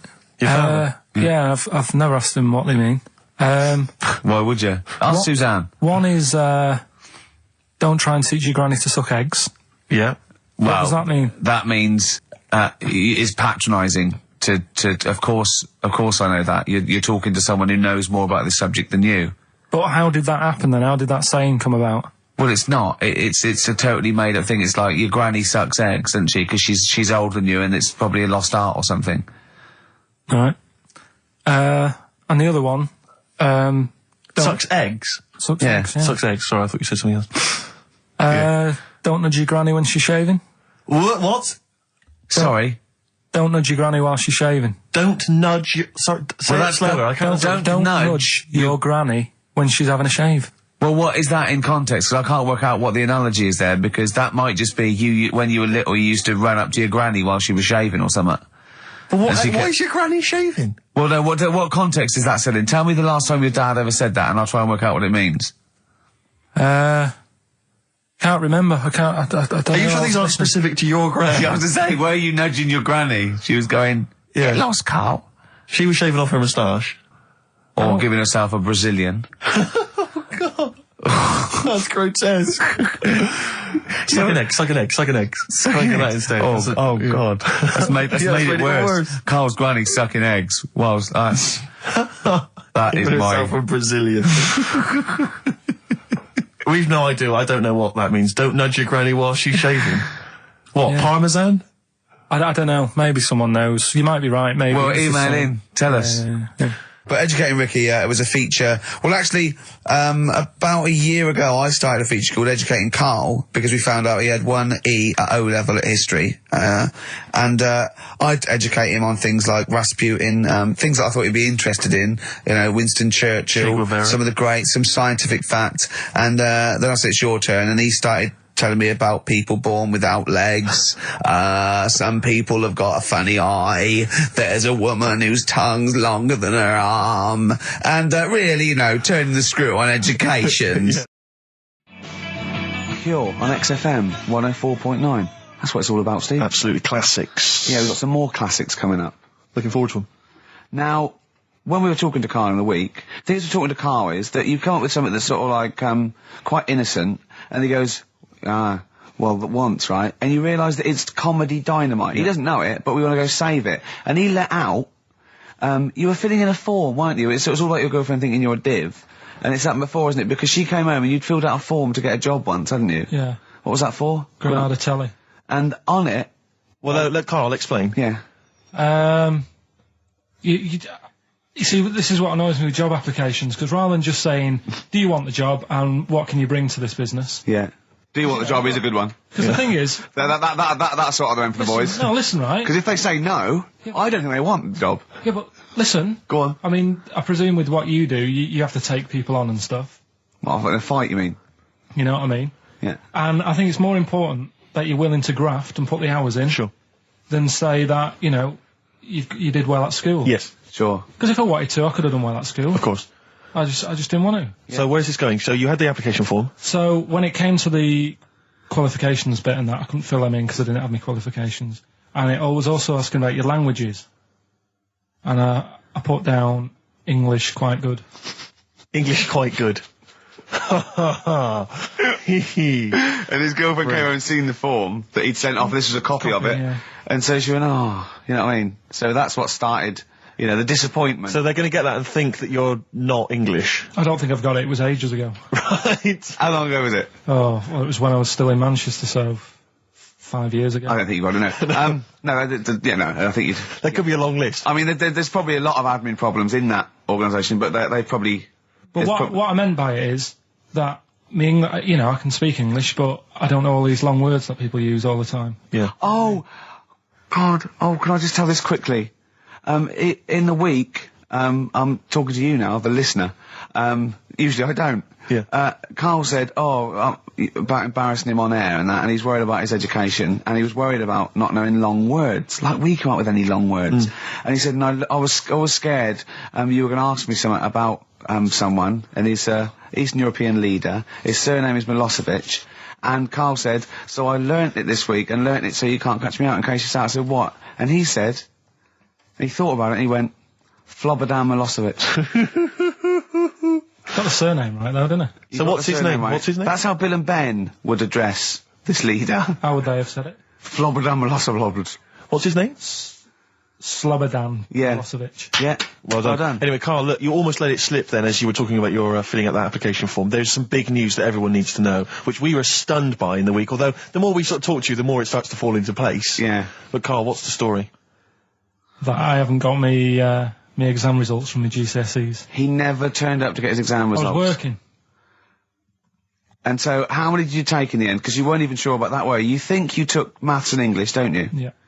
And you think you've handed in the artwork for art, don't you? Now, art was continual assessment, wasn't it? Coursework. And what was that you made? I made a man sort of putting his arms into a car. You made a model of a man putting his arms into a car. What was this? So that one's passed. Was that this is a homage to break-ins in Manchester? Was this? What was this? Oh look, he does what he sees. Yeah. So you've got that. That's safe. You've definitely got that one. So you've taken art, you've taken English and maths, you think? So this is what we're going to do, listeners. We're going to try and find out his exam results for him and tell him next week. Live on air. We're going to call his school, we're going to try and track him down, and we are going to have a little envelope, and we are going to give Karl, at the age of 29, his O-level results. GCSEs, yeah. Now, Karl, so you took maths, Yeah. you think, you took English, do you remember turning up to do those? Do you remember sitting in the room filling in the forms? Yeah. Okay, and how did you feel you did? I don't think I did well. You don't think you did well? Did you revise? No. Why didn't you revise? Because I don't really believe in it. Okay. Well, it's just that if you don't know it, then you don't know it. You shouldn't have to start looking at the book. If I went to like the hospital, Yeah. and the doctor said, "Oh, you need your appendix out," but hang on a minute, I've just got to read up on it. Yeah. That isn't good enough. Okay. He should know, and that's the way I feel about it. To be fair, though, He did do the revision beforehand. yeah, they don't usually pass on, maybe when they're in practice. Yeah, 7 years information down they the took in line. by osmosis. Yeah, yeah, and bloke comes in and goes, "Can I just see what you did with that?" And I goes, "You've passed." Yeah. Phew, that's a good one. Yeah. Good job I watched Casualty. I just like the way, the things that interest me, I remember. Things Okay. like snakes not having ears and stuff. Yes. I didn't have to read about that. No, you just learnt that, yeah. You saw it on the telly, didn't you? You saw it on that Ian Wright programme. Yeah. Yeah. And this is what Karl said to me. He said, it's actually, I called Karl up in the week, and Reese was with him. Reese used to be on XFM, and he took the phone, and he went, "Karl's worried, I've seen that programme." He said, "Snakes don't have ears, right?" He said, "So you can creep up on them and pick them up." And he said, "Karl's worried." He said, "How'd you ever put them down again?" Because then they know you're there. I woke up the other night quite late, Worried about that. and I said to my girlfriend, I said, "How do you put a snake down?" And she said, "What are you talking about?" I said, "That Ian Wright thing, this guy managed to pick up a snake. And do you know that thing where they clamp its head on a jar to get the poison out?" I do now. Right? They did that, but they didn't show you how they got rid of it, and I thought, it could really get nasty, because it's obviously annoyed that you've had its head pressed in the jar. Yeah. Yeah. Right. They hate that. Now, Especially as it's in front of their mates. When you lift it off, Yeah. right, you've got hold of it. Yeah. If you go to chuck it down, it's going to turn on you. It's going to go wild, isn't it? So, I just wondered. Well, what you do is you never put it down, Carl. Yeah, that's why That's what that bloke has got about 11 or 12 just carrying him. Exactly. Yeah, you never put it down. You sling it. Who cares? You just throw it, don't you, really far. That's not that. I don't think you should throw. But Carl, listen, don't worry. We're not asking you to get involved with snakes. We're just asking you now. You've done maths, you think? Yeah. Did no revision for that. No. Okay. English. Do you remember what it was? Did they ask you about Shakespeare? Did they ask you about I books? remember, but I must have done it because I thought that was. It was English language, not English literature, wasn't it? So it was it spelling and all that So sort was of it? No, was it like a comprehension? You read a passage and had to ask questions on it. Was it? Did you have to might write a not have short done essay? I don't know. I can't remember any of that. Okay. I did a science. Okay, physics or chemistry? Physics. All right, well done. And this is all you think? You actually took that? You actually took physics GCSE, you think? You're obliged to do a language, I think. Did you do French? I did French for a bit. I don't think you are. I don't think you have to do a I language. think you have a GCSE, I think you've got to. Well, English quite good. I think that's his language he did. So you don't know about language. History? Geography? Just what you will find out, won't we? Okay. But you just can't remember. I can't believe you can't remember turning up for these things, because it's quite a big moment in people's lives. It is the thing that you've been working to all of your educational life. On the day that the things came out, I was working at as a printer. Okay. And it was a really busy day. A lot of spelling mistakes. It was a really busy day, so you're bound to forget. Yeah, yeah. No, but I had to use gold ink that day. Oh. And it's, I mean, you're not a printer, so you don't know. No, that's the biggie, innit? But it's tough. You've got to really get your rollers clean. Carl, play a record, mate, and good luck with the exam results. Hopefully we'll have them for you by next week. Black Rebel Motorcycle Club, spread your love. It's time to give Carl... You're actually nervous. I'm a little bit nervous. Just to recap, Carl is 30 this year. He never went to get his results of his GCSEs. So myself and Steve took it upon ourselves to phone his school, track them down, and we actually got your results. What did you think you took? Did English. Right. Maths. Yeah. Art. Right. And I think I did physics. Okay. Well, you didn't do any of them. Eh? You didn't do any of them. You didn't register. You registered for one exam and took one exam and got results for one exam. So I don't know what you thought you were turning up to, or you weren't registered, or you didn't. You're familiar with the notion of registering for an exam. You have to kind of officially register in order to be eligible. What do you mean, register? I turned up for a couple. Yeah, you can't just show up. You have to register for them. You have to pay this because it costs the school money, so they have had to have paid for you if they thought you were going to pass. You can't just turn up on the day and ask for some paper at the front. I never got a letter telling me that. Well, that's because you were never at school. But you did somehow register or registered for one exam. You registered for history. It's a topic that you've always been interested in. I was saying to Ricky before, World War II, I loved it. Not the actual event. No, the study of it. all the stuff like, about the Anderson shelters and stuff like that. Yeah. And the bombs and that. Mm-hmm. And then when I took it, it had nothing to do with that. It was more about the Tudors. So the Second World War didn't come up? You mean there were no questions about the Anderson shelters? Nothing. That's devastating. So what are you expecting the result to be? Is that seriously? Is that it? Yeah, it's the only one you took and registered. As far as the school is concerned, or certainly in it's the only one that counts. us. It's the only result. It's the only one that counts. Yeah, you've got. I don't. Did you register for yours? Yeah. Yes. I've got certificates and everything. So what? Do you do that before the exam? Do you have to go somewhere and sign something, or? Yeah, you don't check your results and then decide if you want to register. It's not like Millionaire when you look at the question and go, I think I'll take the money. Yeah. You go. No. But anyway, you must have registered for one, or maybe your teacher put you in for Well, I didn't do it. They must have been confident. They must have been confident. They must have thought your best bet was history. Right, so what did they get? You got an E. Which I think, technically, is a pass. E? It's a bad pass, but there's F, How and there's much U. You're not going to be doing a PhD. You can get an F, right, which is fail, and then a U, which is ungraded. Now, I don't know why the U exists, because F means you failed. U is like them going, you not only failed, but you wasted my time. So We're annoyed that you took this exam. So you thought they'd register me to get an E? Well, they didn't. Well, they didn't. I think they were hoping. It was rather like you with the lottery. They were hoping for something better than You nothing. see, I assume that the man who registered for that thought he can scrape an E if Anderson shout was come up.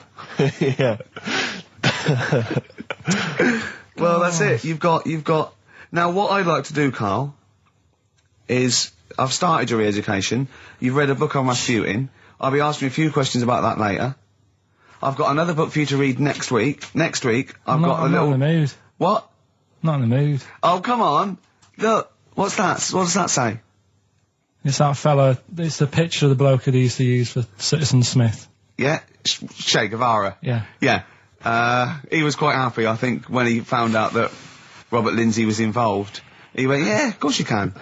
No worries, yeah. What are your feelings, Carl? What do you think? Are you emotions depressed? I'm just a bit annoyed because I'm sure I turned up for more, so it just wasted me time. Listen, they don't matter. I'm sure you're doing very well. You know, you can educate yourself. GCSEs are merely a step on the ladder to help you, not just for education, but, you know, they're more vocational than anything else. You're doing very well, and you're reading books. Don't worry about it. But It's not I suggest something. But if you want, I'll pay for you to take history again. Carl, we'd love to see you get a C or above. And Well, we're I'll willing pay to... for you, and I'll get you some books. Right, now listen. We can, let's get, I reckon, when are the exams? June? Something like that, yeah. We'll try and register next week, and I reckon you can get an A or B. I'm history. I'm In busy. history. No, don't worry about it, it's just easy. I get you Brody's notes. If Heat magazine, they love you, Carl. They could probably sort something out. They could probably pay for a tutor. They got a lot of money, they sell a lot of magazines. I mean, it is always, almost always, and you found that out, I discovered this, it's always the Tudors and Stuarts. There's no fear for them not coming up. Now, what do you already know about them? You must already know stuff about Henry VIII and Elizabeth. No, because it's too long ago to even get interested in. Do you know what I mean? You can't. Is that why you relate to didn't- it. Okay. The Anderson thing, it was like, God, you know, I bet my mum and dad were in an Anderson shelter. You know, this is interesting. What, when they- Oh, my granddad would have, like, had something to do with this. But the Tudors, it's like, I don't know even if they had a family back then. Play a record! Can we come back Hang to on, this? hang Sorry, on, hang on. Steve, Because I need to introduce my the new feature. Yeah, For the I record. don't know if I had a family back then. Carl, You're a listen, let me genius, just Carl. ask you now, right? If you can finish this sentence, we've got a chance. Divorced, beheaded, died. Divorced, beheaded. Died. What is it? We just need to do a little bit of work, but otherwise I think you're going to be fine. It's how you remember what happened to Henry VIII's wives. They're little... Divorced, beheaded, died. Divorced, beheaded. It's like spam. Support... What's it? Support, protection, anchorage, movement. That's how You're going to that's nothing to do with the Tudors No, and that's to Stuarts. do with a skeleton. Yeah, see, no, we're not doing biology. Mnemonics and acronyms. and What happened to Henry VIII's last wife? Did she die, or did she not die? Divorced, beheaded, died. Divorced, beheaded. Do you know that the only king that has got a moustache is... No. The only king that hasn't got a moustache is the King of Hearts on the playing cards. What's the record you can play? I want to resurrect the career of a different artist each week. This is an artist who's overlooked by the general public. The red card. This is Amy Mann, and she always seems to get overlooked. This was a single a while back. Well, I that's think got it's one called eye. Red Vines. Play it, Carl. Fantastic. You see, what upsets me is the way that Amy Mann, Yeah. she's written songs as good as that. She's Yeah. released it as a single. She had to, I think, put the album from which that's taken out by herself over the internet. She was Oscar nominated Yeah. for the songs in the film Magnolia. She couldn't get a record label. I don't know if she's now got one. And yet there's people like Alanis Morissette shifting That is shed absolutely loads of beautiful. songs. I don't That is understand what the fantastic. rules are. I don't know why she's See, not a household Carl, name. well, there's What- beautiful things like that in the world. Why do you care about epoxy Well, GCSE? what did she get for history? What did she get for history? Yeah. I think she did very poorly.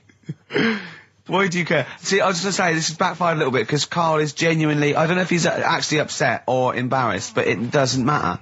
Why does it matter? You were 15 and didn't go to school. If you were my friends, I think you would have just said, oh, we can't find them. Why? But you just wanted matter, to know. What's though. to do with that? Well, what do you mean? What do you mean? It's ridiculous. Do it again because you want to learn, because there's great things in the world to learn about. Don't worry. Look, GCSE is vocational. Is vocationally for a 15, 16-year-old to go on to do A-levels or whatever, or to get results. But you don't need that because you've done very well. You don't care about the Tudor and the Stuarts. I mean, you know. I mean, I've had a couple of jobs, not this one, because you don't need qualifications to get a job. Obviously. In the radio. Yeah. Obviously. You're absolutely right. But the ones that I have got in the past, I did, because I didn't collect them, I had to lie. And I didn't like go mad. I didn't say I had A's and stuff. But I didn't put history down because I didn't even know I did it.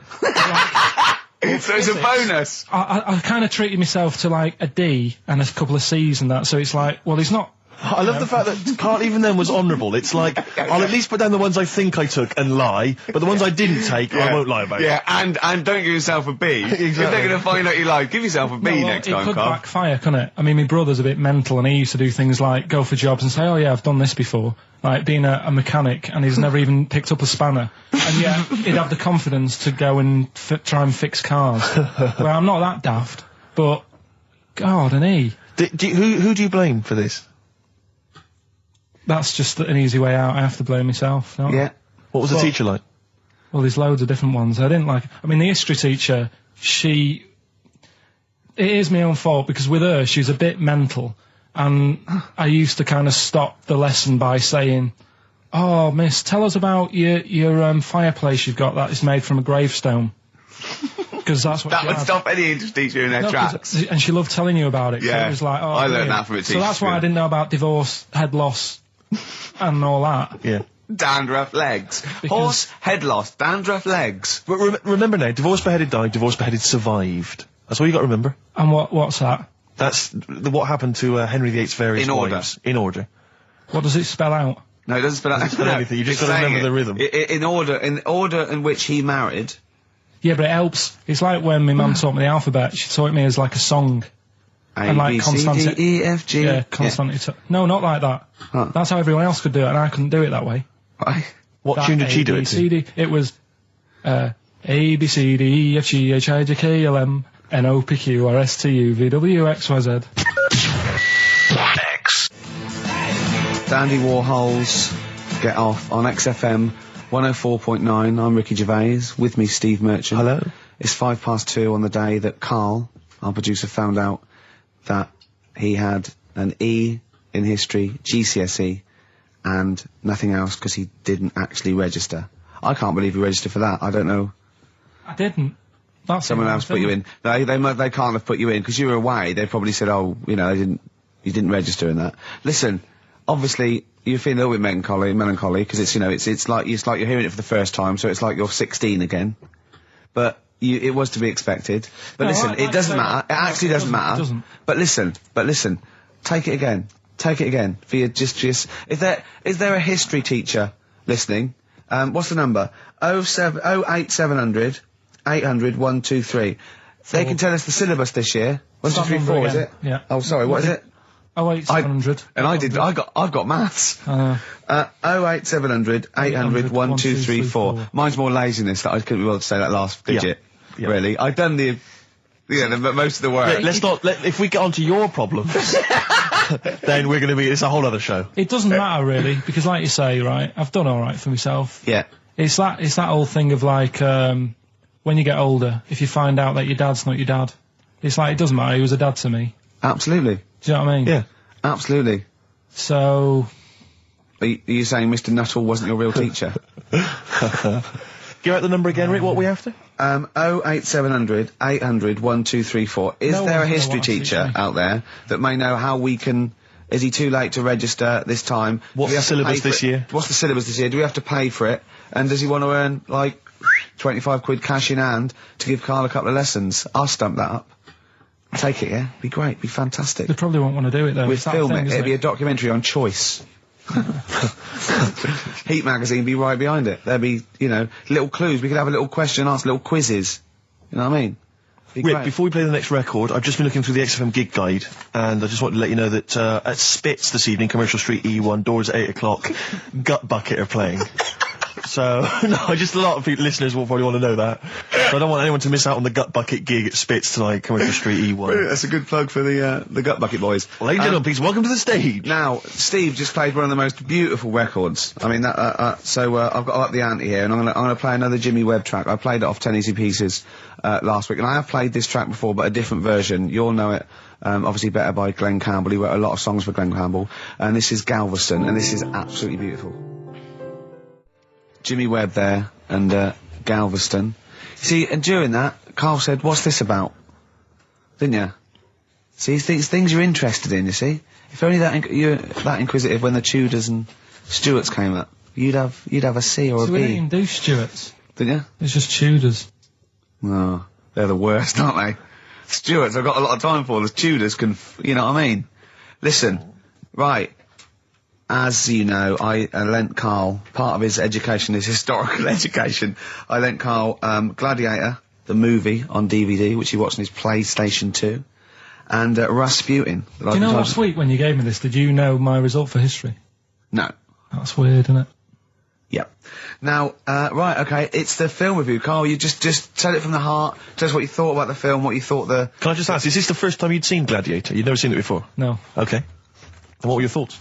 Okay. The film review. Gladiator. It's alright. Nothing great. It's like an old, sort of an old version of Rocky done in the olden days, really. Right. A bloke fighting other people. Sure. How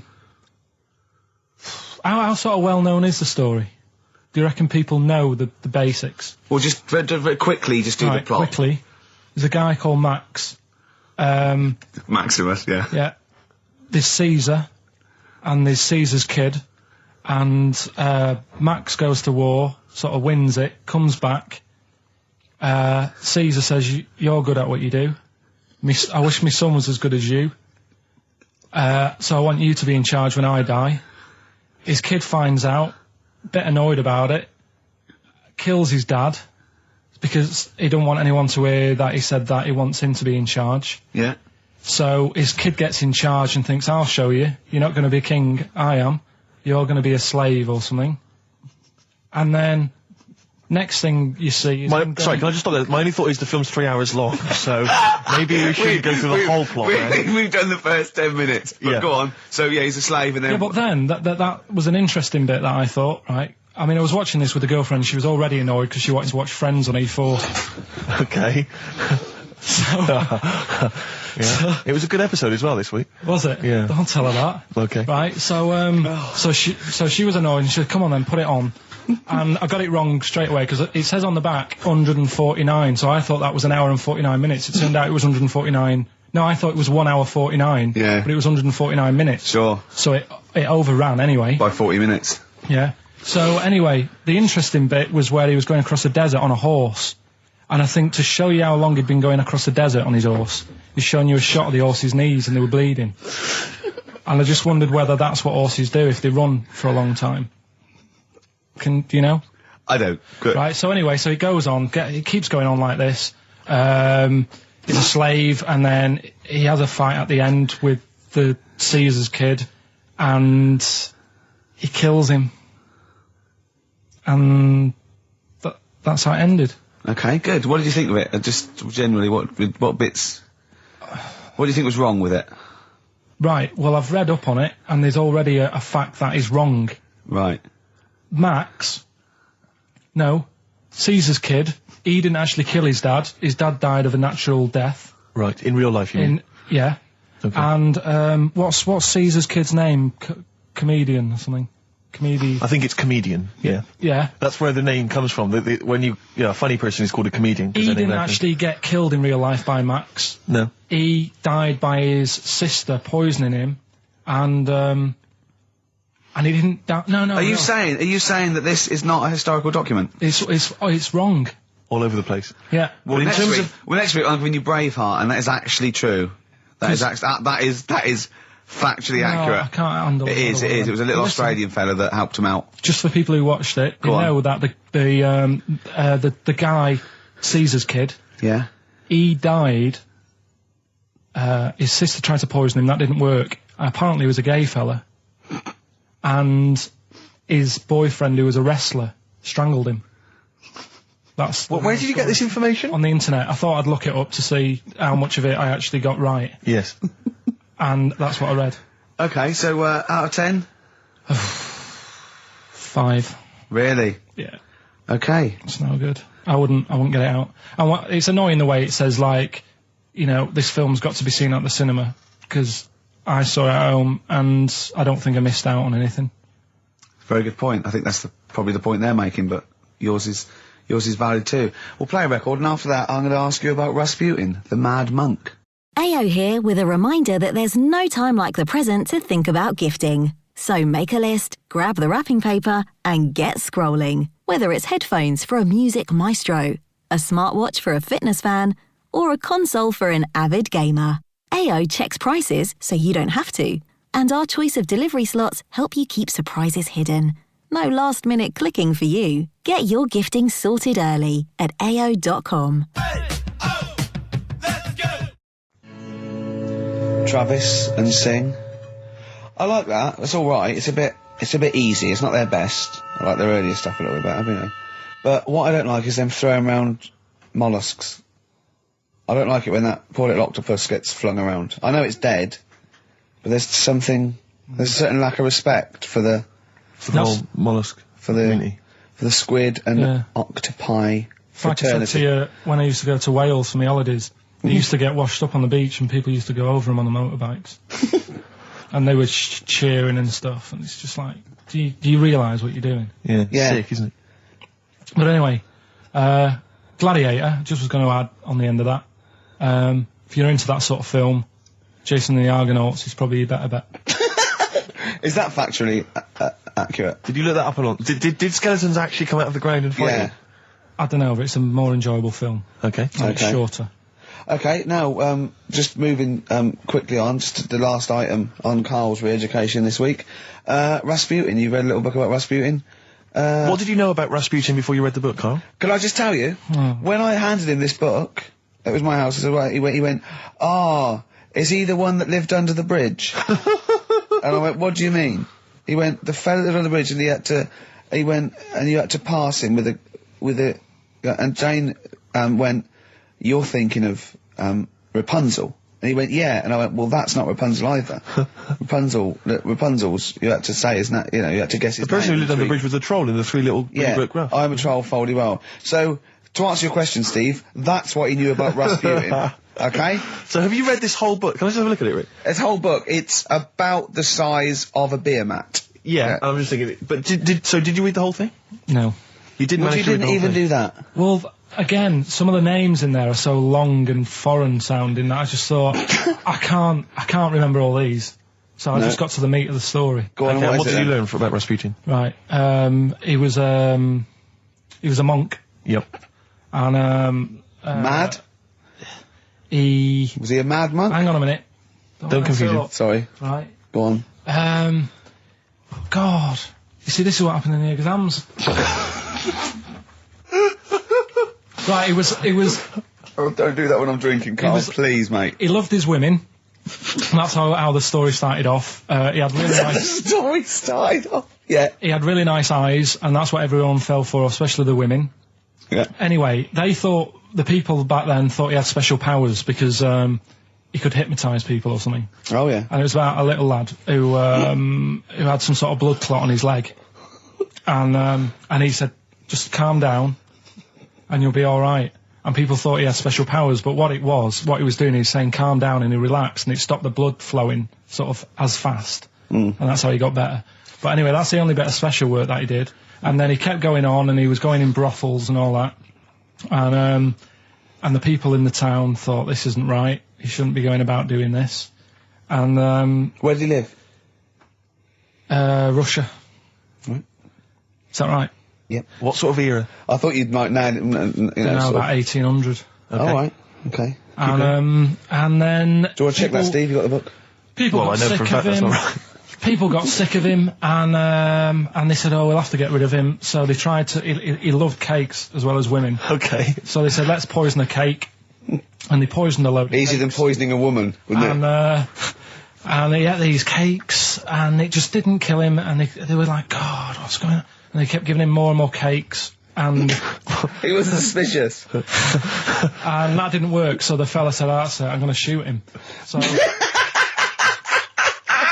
Well, I imagine it was the end of his tether. So... I mean, he was back and forth to Mr. Kipling's, He shot him once, and that didn't work, and the fella thought, oh my God. And he started running away, and Rasputin's running after him, and he shoots him like another, I think he took 4 Face bullets. full of Battenberg. Four bullets. Did you swear then? 4 bullets it took to kill him, and then this fella who was after him chucked him in an icy lake, and that was the end of him. But I don't understand, sort of... What don't you understand, Carl? Well, the fact that, you know, he's a bit of a name in history, and I don't understand why, because it just sounds a bit like my brother. Does he love women and cakes? And do you think that'll be his downfall? Right, I want you to study. Right, if you want to do, that's the first introduction. Right, if you want to do some extracurricular, What would that get stuff, me? There's a song by Boney M that lays it out. Suzanne told me about that, saying about Russia's greatest love machine. Yeah, but it didn't say anything about cakes. No.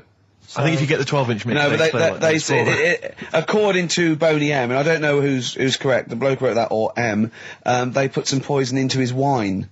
Now I don't know if M have done their research or whether they did shoot him until he was dead. According to them, he was the greatest love machine in Russia. I don't think it says that in the book, but M might know more than that fella. So what's your final verdict on Rasputin? Just a normal bloke who didn't have that much luck, really. That's what I don't understand. I was waiting for something special at the end, but just a normal fella, really. Yeah, just an everyday. Happens all the time, doesn't it? Just an everyday mad monk. Yeah, just an everyday mad monk. You have to shoot and poison and throw in icy lakes to kill him, and who loves women and cakes. I mean, come on, do we need another one of them? Boring. So what would you say about him then? How would you sum him up? I think you've done it. I think you've done it. There you go. So next week, Che Guevara, you going to read the book? I don't know. Come on. Next week, Che Guevara. Take it home. There he is. Give it her then. Nice one. Good luck. Cheers. Richard X. The Sugar Babes are freaks electric. Are they, Carl? Don't know. I feel like feels like Christmas Day. What, you didn't get the gift you wanted? Yeah, do you know that like anticlimax? Yeah. When You've been looking forward to it for so long. Yeah, you know.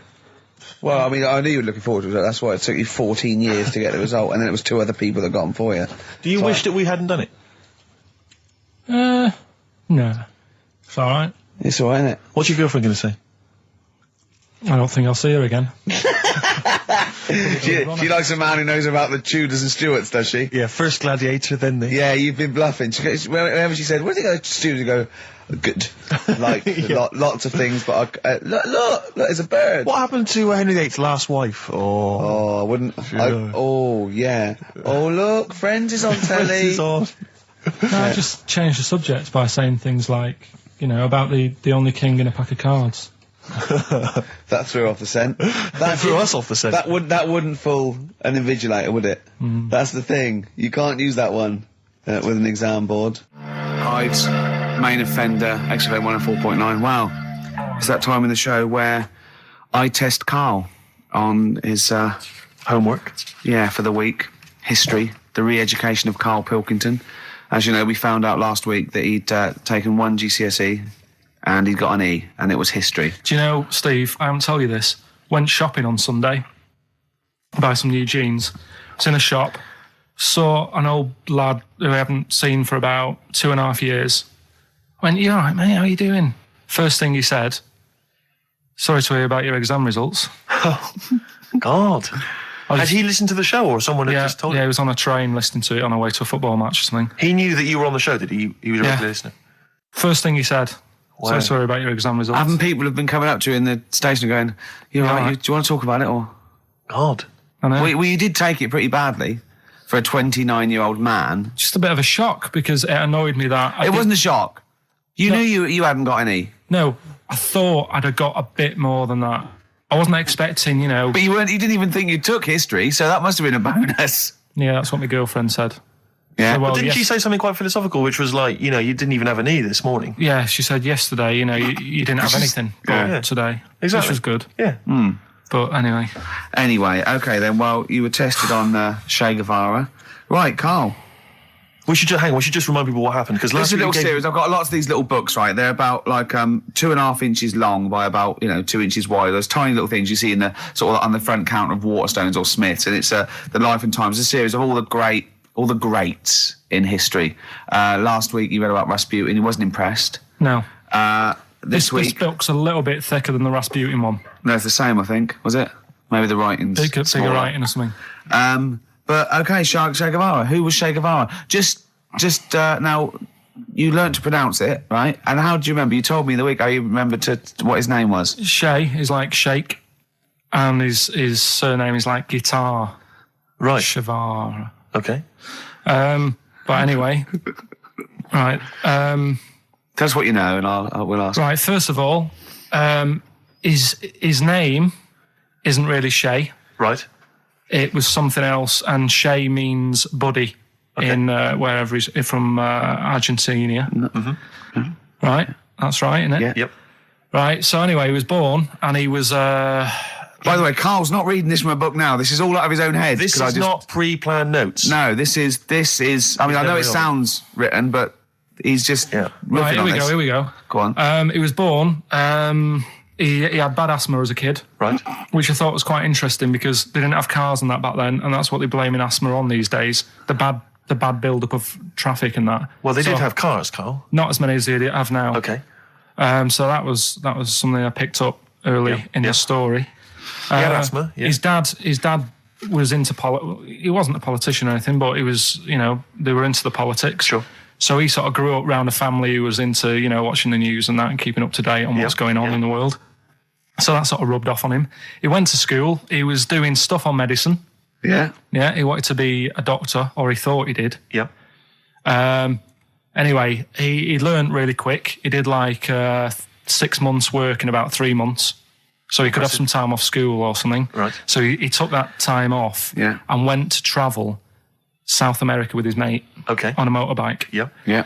And he saw all this bad going on in the world, and he thought, oh, this is bad, this. Yeah. I could do something here. I could change this, make it a nicer place to live. So he said, what I'm going to do is join a gang that sort of is against the like the government. Yeah. Right. Right. Am I right so far? Yeah. You're doing very well. Right. And the woman who he met, who was like running this gang, is a woman called Hilda, who he later married. All right. And Hilda introduced him to Castro. Right. Who was like the head cheese of the gang. Right. Who wanted to change things. Okay. And so she said, like, this is I think his real name was Engelbert or something like that. Ernesto. What? Ernesto. She said, this is Ernesto. He does medicine. Should have him in our sort of army. So when there's injuries and that, he can make people better. Yeah. So he said, yeah, all right then. So he joined the gang, and they went went to sort of. I'm chopping it down a bit. No, sure. You're condensing. It's not in real time. No. So anyway, so they go. It feels like it. You see, this is why I just wanted you to ask me questions. Well, listen. Let's cut to the chase then. So obviously he made his name as part of the Cuban Revolution. Yeah. Yeah. Do you know what date that was? About. No, I don't. Okay, and obviously, so he was a big involvement in that. Yeah. Which country was he caught? It was caught in Bolivia. Yeah. How did he die? They executed him. Yeah. They shot him, and his last words before he died, right? The guy's there with the gun, and he wasn't scared. He wasn't like crying or anything. He said to the bloke with the gun, he said, "Go on, shoot me. Be a man." Yeah. He said. Yeah. And they shot him. And did it tell you what happened to him after that? His dead body? No, but Suzanne was telling me about this the other night. She said there's more to it than that. They stuck it in a glass coffin, didn't they? Well, no, but before that, they cut off his hands and his feet and sent them to the. No, and because they buried him in different places, and then they buried the body I think they may have sent their hands to Fidel, but they buried him in an unmarked grave because they didn't want anyone to start using his grave or his tomb as a place of martyrdom. But of course, that just made him even more of a martyr because no one knew where he was buried. So it just meant that he was even more. But that wouldn't work anyway, because if they did find out, that's more places people can go and sort of grieve. Do you know what I mean? If you've got all these different graves, what with different parts of his body? Well, you've got a foot over there, and it's like, well, oh God, his head over there. Thanks for what you're doing. Yeah. So all in all, essentially, what's your summary of Che? Yeah, you like him more than Rasputin, don't you? A lot better bloke than Rasputin. I can understand why he gets one of those little books. Well worth knowing about, and good bloke. Did a lot, Crammed a lot into his short life. Yeah, but interesting bloke. But just on the subject of Che Guevara, Steve called me up in the week because he was going through the duty log. We love the complaints on the BBC duty log, and someone had written in because one of the Blue Peter presenters was wearing a Che Guevara T-shirt, and what did the bloke say? Yeah, this is a series of people can phone in and write and complain to the BBC about different things. Why would you complain about wearing something? Well, this was the thing, is you complain about the best. I mean, there's been some amazing complaints. Oh, there's some great ones. The best one, my favourite one that wasn't a complaint, but was actually just someone had to phone in, was what an excellent edition of Kilroy this morning. Yeah, but there's lots of that. There's things like Esther was superb. Woman call one. Woman called. There was a brilliant one I remember once, which was Robbie Williams was wearing a Nike T-shirt on Top of the Pops last night. Product placement on the BBC. It's just all things like that. Yeah. But anyway, this was one phone call. There was a presenter on Blue Peter. She was wearing a T-shirt with Che Guevara's face on it. Right. And someone had written in and said, or someone had phoned in and said, very worried to see a presenter wearing Che Guevara's face on a T-shirt. Are you trying to turn my children into communist revolutionaries? Yeah. Imagine that. Imagine who's thinking that, who's bothering to phone up with that information, Carl. Yeah. Who knows what they're going to say about this show? Yeah. I mean, you've been championing the work of communist revolution. Luckily, no one listening to this show can either write or operate a phone. So I think we're pretty safe. So thumbs up for Che Guevara. Yeah. Well done to Carl there. Yeah, no, I thought it was even brilliant. Right, but the thing is, you keep saying to us, you don't understand why history's interesting, and yet you're clearly interested by that. You remembered that information. I've got another. Yeah. I've got a few in the series. Can I give you your next week's homework? Go on. There you go. Oh. Read it out. Hitler, the life and times of Hitler. 1889 to 1945. Yeah. Do you know much about him? What was the significance of that last date? Why did he? What was that last date, Carl? Why do you think he died in 1945? End of the war. Yeah. Which I'm interested in. So this will have stuff about Anderson shelters and that. It might not be covered in the Hitler biography, the Anderson shelter, but check if there's a special Anderson chapter, Anderson shelter chapter. No, I'll look forward to this. It'll be interesting. Powdered Egg is page 4. Yeah. Excellent. Well, we're going to play a hip-hop. Yeah, it's time for a hip-hop hooray. People are absolutely in love with this feature, Rick, as you well know, and I know you're somewhat jealous of it. Yeah. This week, I know that Outkast are currently on the playlist, aren't they, with their new single, Whole of the World? Is that what, The Whole World? Anyway, this is a track from the big compilation, Outkast. It's just a sort of compilation of all their greatest hits. And this is a good one. It's called Rosa Parks. Play it, Carl. Ready to launch your business? Get started with the commerce platform made for entrepreneurs. Shopify is specially designed to help you start, run, and grow your business with easy customizable themes that let you build your brand, marketing tools that get your products out there, integrated shipping solutions that actually save you time, from startups to scale-ups, online, in person, and on the go. Shopify is made for entrepreneurs like you. Sign up for your $1 a month trial at shopify.com/setup.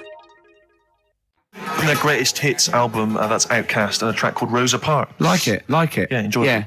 Now, we just had a call from someone impressed by Carl, and Carl's very pleased because this guy has actually done a PhD on Che Guevara.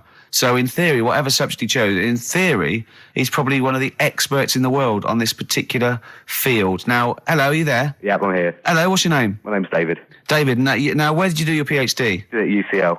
Did it at UCL, mild college. And what was the actual title of the PhD? It was Che Guevara's influence on class struggle in Europe in the 60s. And what did you think of Carl's performance? I thought he did really, really well. The only thing, I'd never heard those last words before.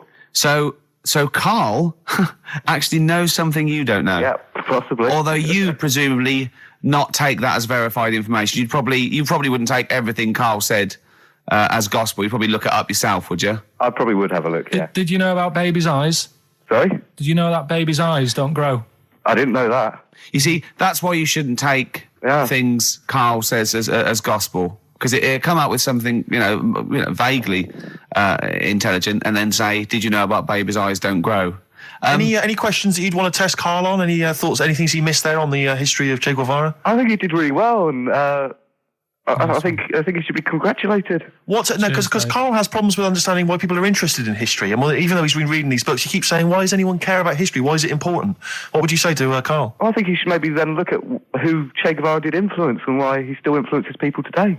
Yeah. Well, he knows that he influenced Citizen Smith, and he knows that if McDonald's ever wanted to swap Ronald McDonald for Che Guevara, it would cost him an awful lot of money. So he is trying to apply it to the modern world. He is having a go. Well, maybe you should think like why Rage Against the Machine have him on their T-shirts. Good point, Karl. Why do you think of that? Why do you think they have him on the T-shirts, Karl? I don't know, maybe that was a design of the T-shirt. Maybe they wanted another T-shirt. Maybe they wanted Ronald McDonald. But didn't have any in. Sure. And they said, we'll have that one there then. Well, thanks very much. Dave, just before you go, do you think Karl would be an interesting subject for a PhD? Yeah, very much so, yeah. Okay, well, if you're not... Well, hopefully one day you'll become a professor and you can maybe set that as some coursework. I could do, yeah. Karl Pilkington. Imagine that. Cheers, Dave. Having an MA in Karl Pilkington. Thanks very much, Dave. Okay, bye. Cheers, bye. That's good. My teachers never did that. What, encouraged you in that way? Never said well done. Really? Yeah. But you never showed up. Yeah, you have to be in the same room, They were too busy saying, "Who are you?" Yeah.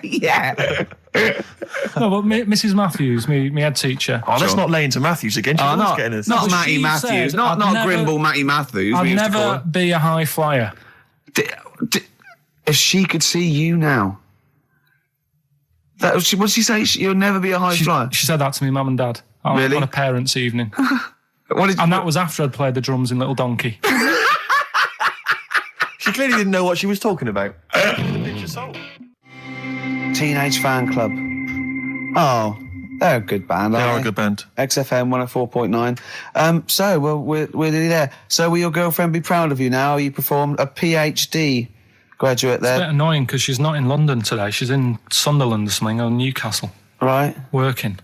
So she won't know what your greatest triumph. She saw last week's and you got an E in history, and now this week you come through with some great praise that Mrs. Matthews never, laid upon even you, did she?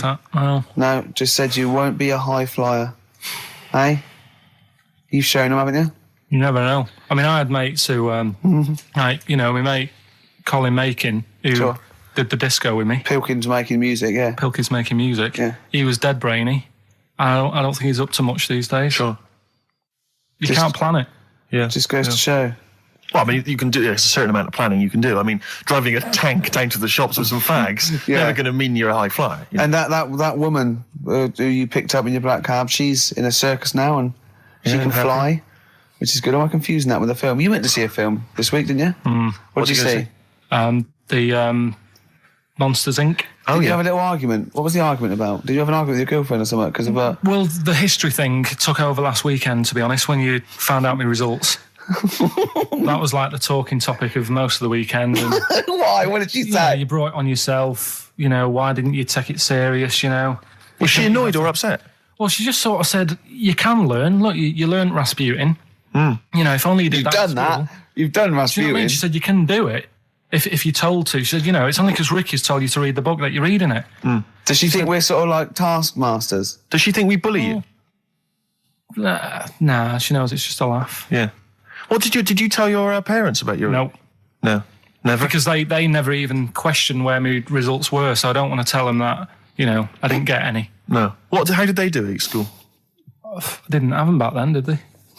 Right. When was that, Karl? The Middle Ages? I don't know.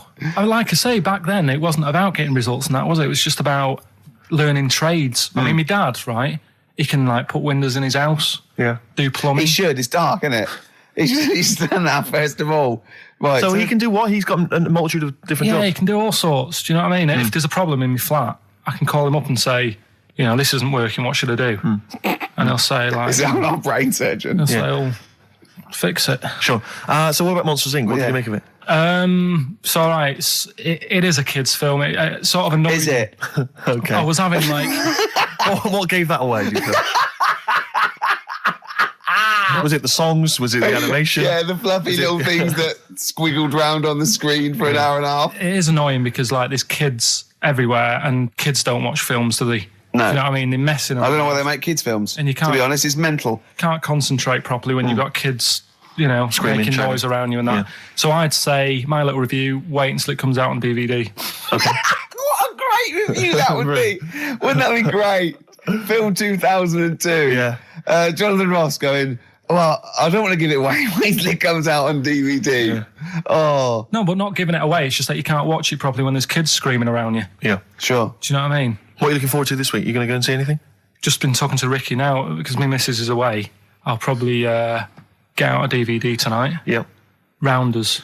Oh, right, okay. I thought you might like that. And if you can get, well. I mean, if I can get you tickets, say in the stalls or in a box for the stage version of Midnight Express, would you be up for that? It's on ice. I think it's the final year, isn't it? It's lovely. It's Midnight Express on ice. Yeah. And it's a musical as well. They're on roller skates. Do you have any dope under your jacket? No. Yeah. It's great. John Hurt is actually in this version as well, which is fantastic. He played the Elephant Man. So the universe all comes together. Have you ever seen the stage version of the Elephant Man? No. You'd love that? Yeah. Who's in that? I have seen a clip of it. Who plays him? I think they got a real guy with elephantitis. Right. Yeah. What are you finishing on? Let's have a final song for the ladies. It's from the album Kiss Me, Kiss Me, Kiss Me by The Cure, and it's The Beautiful Catch. See you next week. See you next week, everybody. Bye-bye. Table 60. Lisa Tarbuck. That's Corner Shop. Lessons learned from Rocky 1 to Rocky. I love that guitar. That's great. It's real glam rock. That's T-Rex and Bowie. I was going to play some from Ziggy Stardust today, but instead I brought in a different album. I want to play a bit of Bowie. Is that all right? Oh, of course, yeah, always. Yeah, always. Bit of Beatles. Still to come up, by the way.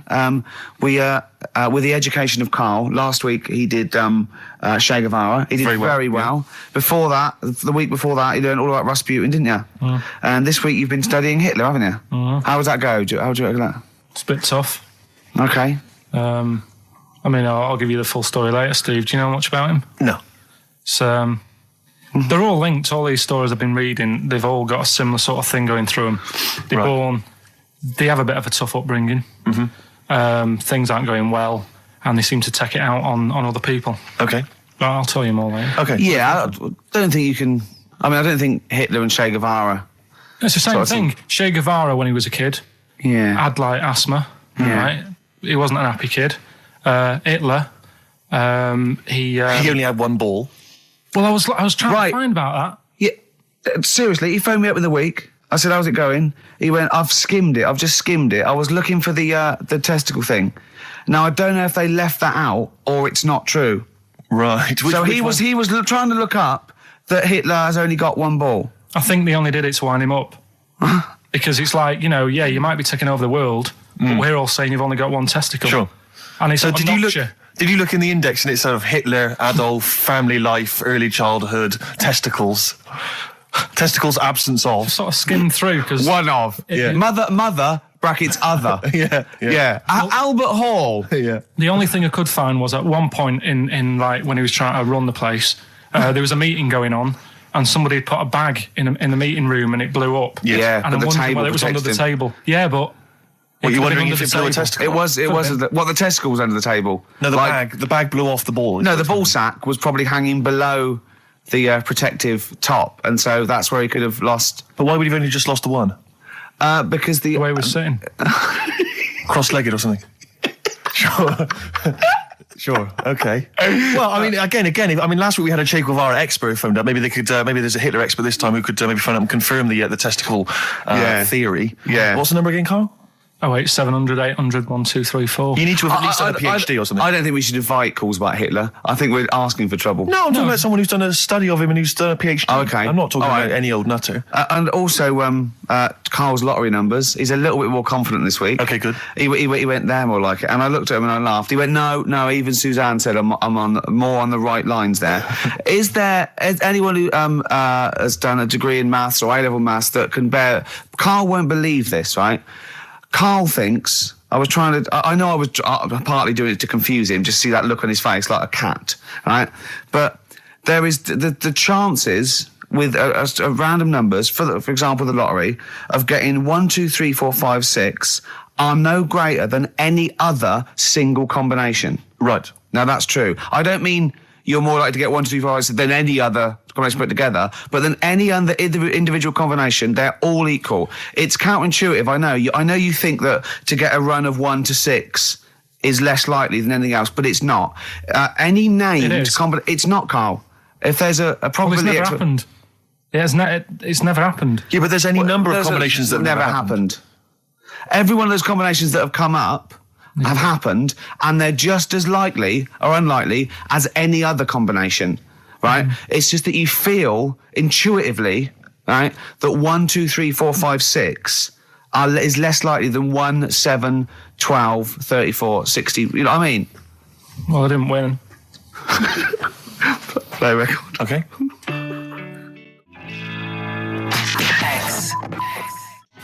Wu-Tang Clan, Uzi, on XFM 104.9. Well, here we are, the day before St. Patrick's Day. Oh, hooray! Brilliant. Guinness, etc.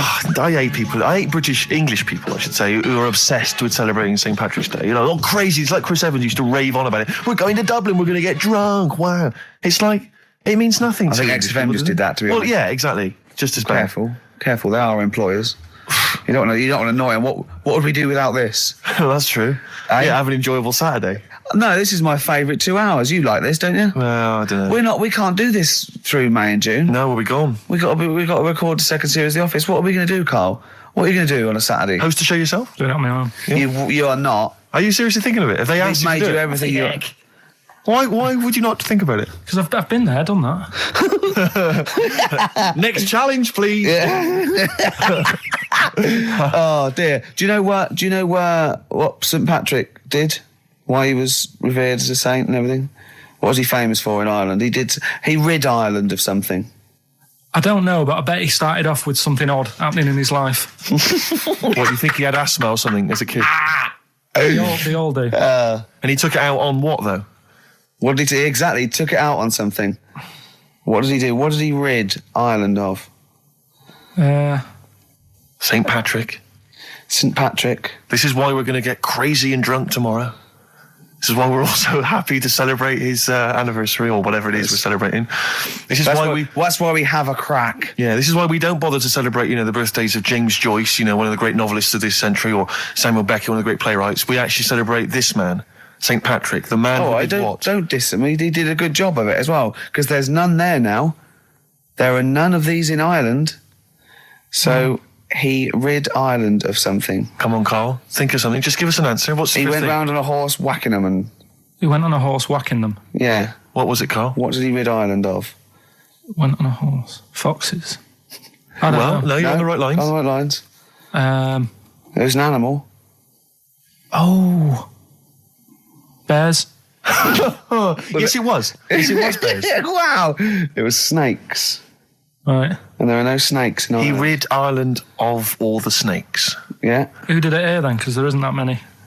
Well, I think he had a stab at it over here as well, but got tired and went back. Yeah. That's why there's just a few snakes here. Is it true that there are no snakes in Ireland? I think it is. I think if someone called this... And what is there any historical evidence for St. Patrick ridding them of... I mean, how did he do it? Was it like the Pied Piper? See, I'm not convinced that he did go around because it was snakes, but there are no snakes in Ireland, and that's... Yeah, I don't think the ins and outs. If someone knows the ins and outs, we had a few probability experts and statisticians and maths graduates confirming that indeed I was correct, that the probability of 1 to 6 in a row is no more or less likely than any other single combination in a totally random selection of balls.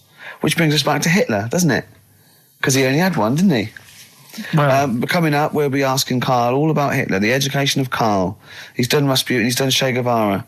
Plus, of course, White Van Carl, where we asked Carl some of the, his opinions on some of the hot potatoes of the week. You learn as you go along because you've got something about St. Patrick there. That was thrown in for free. That was an extra... I'll learn you something, eh? Snakes. Well, can I just stop you there and I'll teach you something, right? Oh, go on then. You don't learn someone something. You teach them something. Yeah. It's not one's passive. You learn. Ricky, I'm sorry, mate, but I don't think you should be teaching people how to speak or use grammar. I just don't think it's appropriate. It's embarrassing, frankly, because there's so many errors that you're making. It's like where to start with you. Oh, snakes, right? You're talking about snakes. Yeah. A lot of snakes are born with 2 heads. It's like a familiar type thing that happens to snakes. Okay. Yeah, they take it for granted, don't they? Right. Snakes born, two heads, they'll fight each other for food, even though it's going in the same body. Isn't that weird? Were there kids at school that you went to who had two heads? The snake twins Yeah. from Moseley. Oh, there was kids at your school with two heads? Was that right? What? No, they had big heads. Oh, they had big heads and webbed hands, but they weren't related, and they weren't friends because that would have been too obvious. Yeah. He said. Yeah. Oh, Steve, listen. Before you came in, right, I sneezed a couple of times. So if I'm allergic to them, I've still got a bit of a cold. And I said, oh God, he went, bloody hell. I was like, sorry.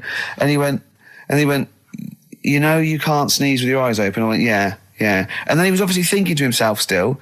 And after a pause, he went, would your eyes really fly out?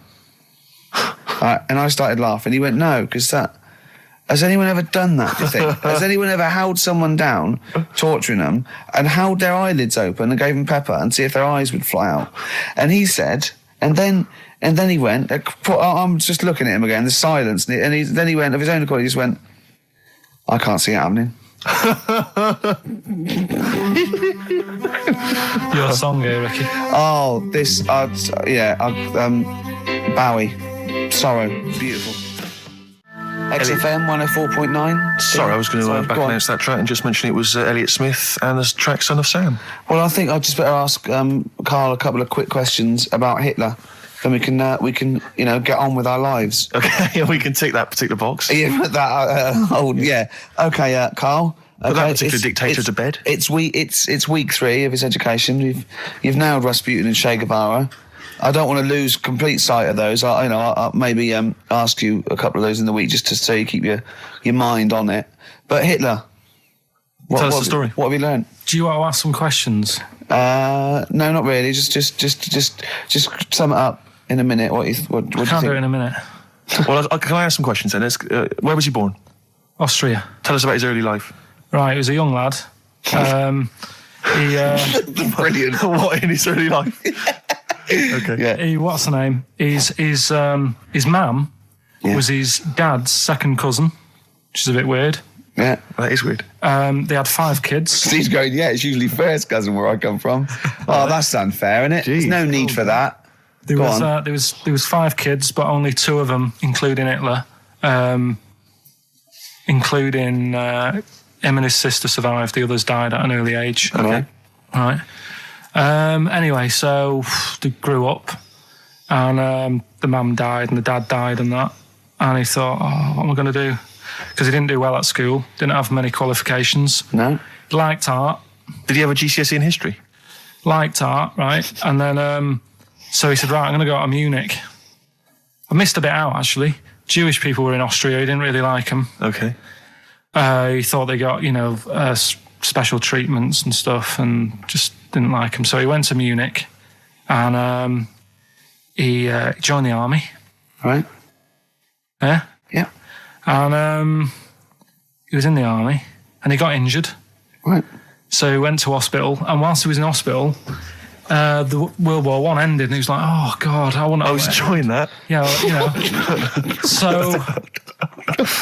Don't, because you're breaking the concentration. Yeah, sorry. I'm not even sure I want to join in on this one, just in case. Okay. Right, go on.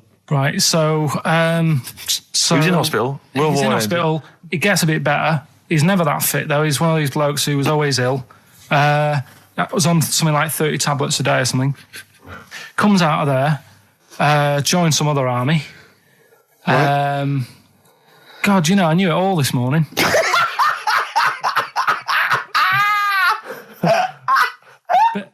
I can see it running to ground. I just see his face going, I'm not nailing the fact, am I? And joined another army, and he was listen, let's try and help you. So here's a good bit. I remember this bit. He thought that war to men, right, was like childbirth is to women. That's how important he thought he was. All right. Right. So it's like, you fight for 9 months, and at the end of it, you own something, right? Yeah. So, he goes on and all that. He's in Berlin. Yeah. And he's fighting his way through, trying to take over countries and that. And he does he do Berlin? Does he? Sorry, wait a minute. Is he Chancellor yet? What year is it? 35. Where are you? Let's skip the kind of climb to power. Then he's now the dictator of Germany. Right, he's in charge. Yeah. And this is when he gets his own back on the Jewish people and that, and he's got his own little armies, and he's setting fire to Jewish businesses and all this. And anyway, cut a long story short, please do. He when he came to fighting Britain, came a bit sort of unstuck. Yeah, right. Started fighting. Not so easy, is it? This world domination, Adolf. Britain was there.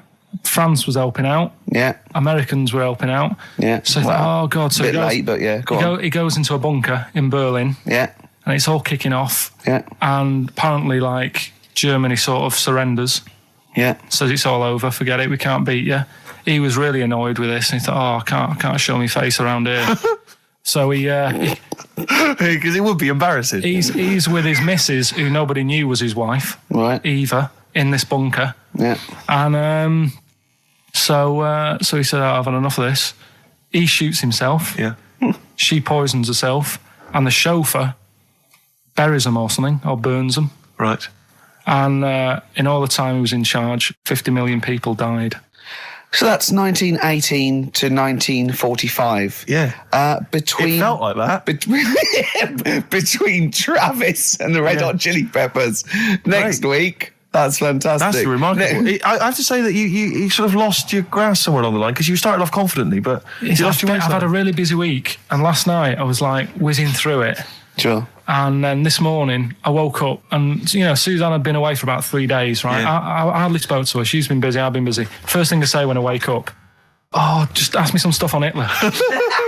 You are romantic. That's great. That's how stressful it's getting. But I knew it all this morning, honestly. No, but that's fine. I think you've summed up you've done that. Right, just for a bit of balance, I've got your next week's homework.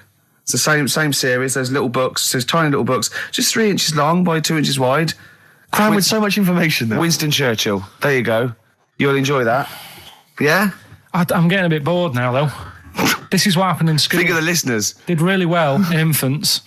Once I got to secondary, lost interest. Was it the breakup between you and Harris? And Zoe? I'm wondering if you spiralled into something there. Yeah, because it's like all these other, these men of history, they always had sort of things happen in their early childhood, didn't they? Maybe yours is the Zoe Harris dress incident. Well, let's just refer to it as the Zoe incident from now on. Yeah. Winston Churchill, the bit I left out in the Hitler story, Hitler was scared of this man. Yeah. And I can tell you something else about Winston Churchill. Go on. He said he can remember being in the womb. And he was born in a public toilet. Play a record.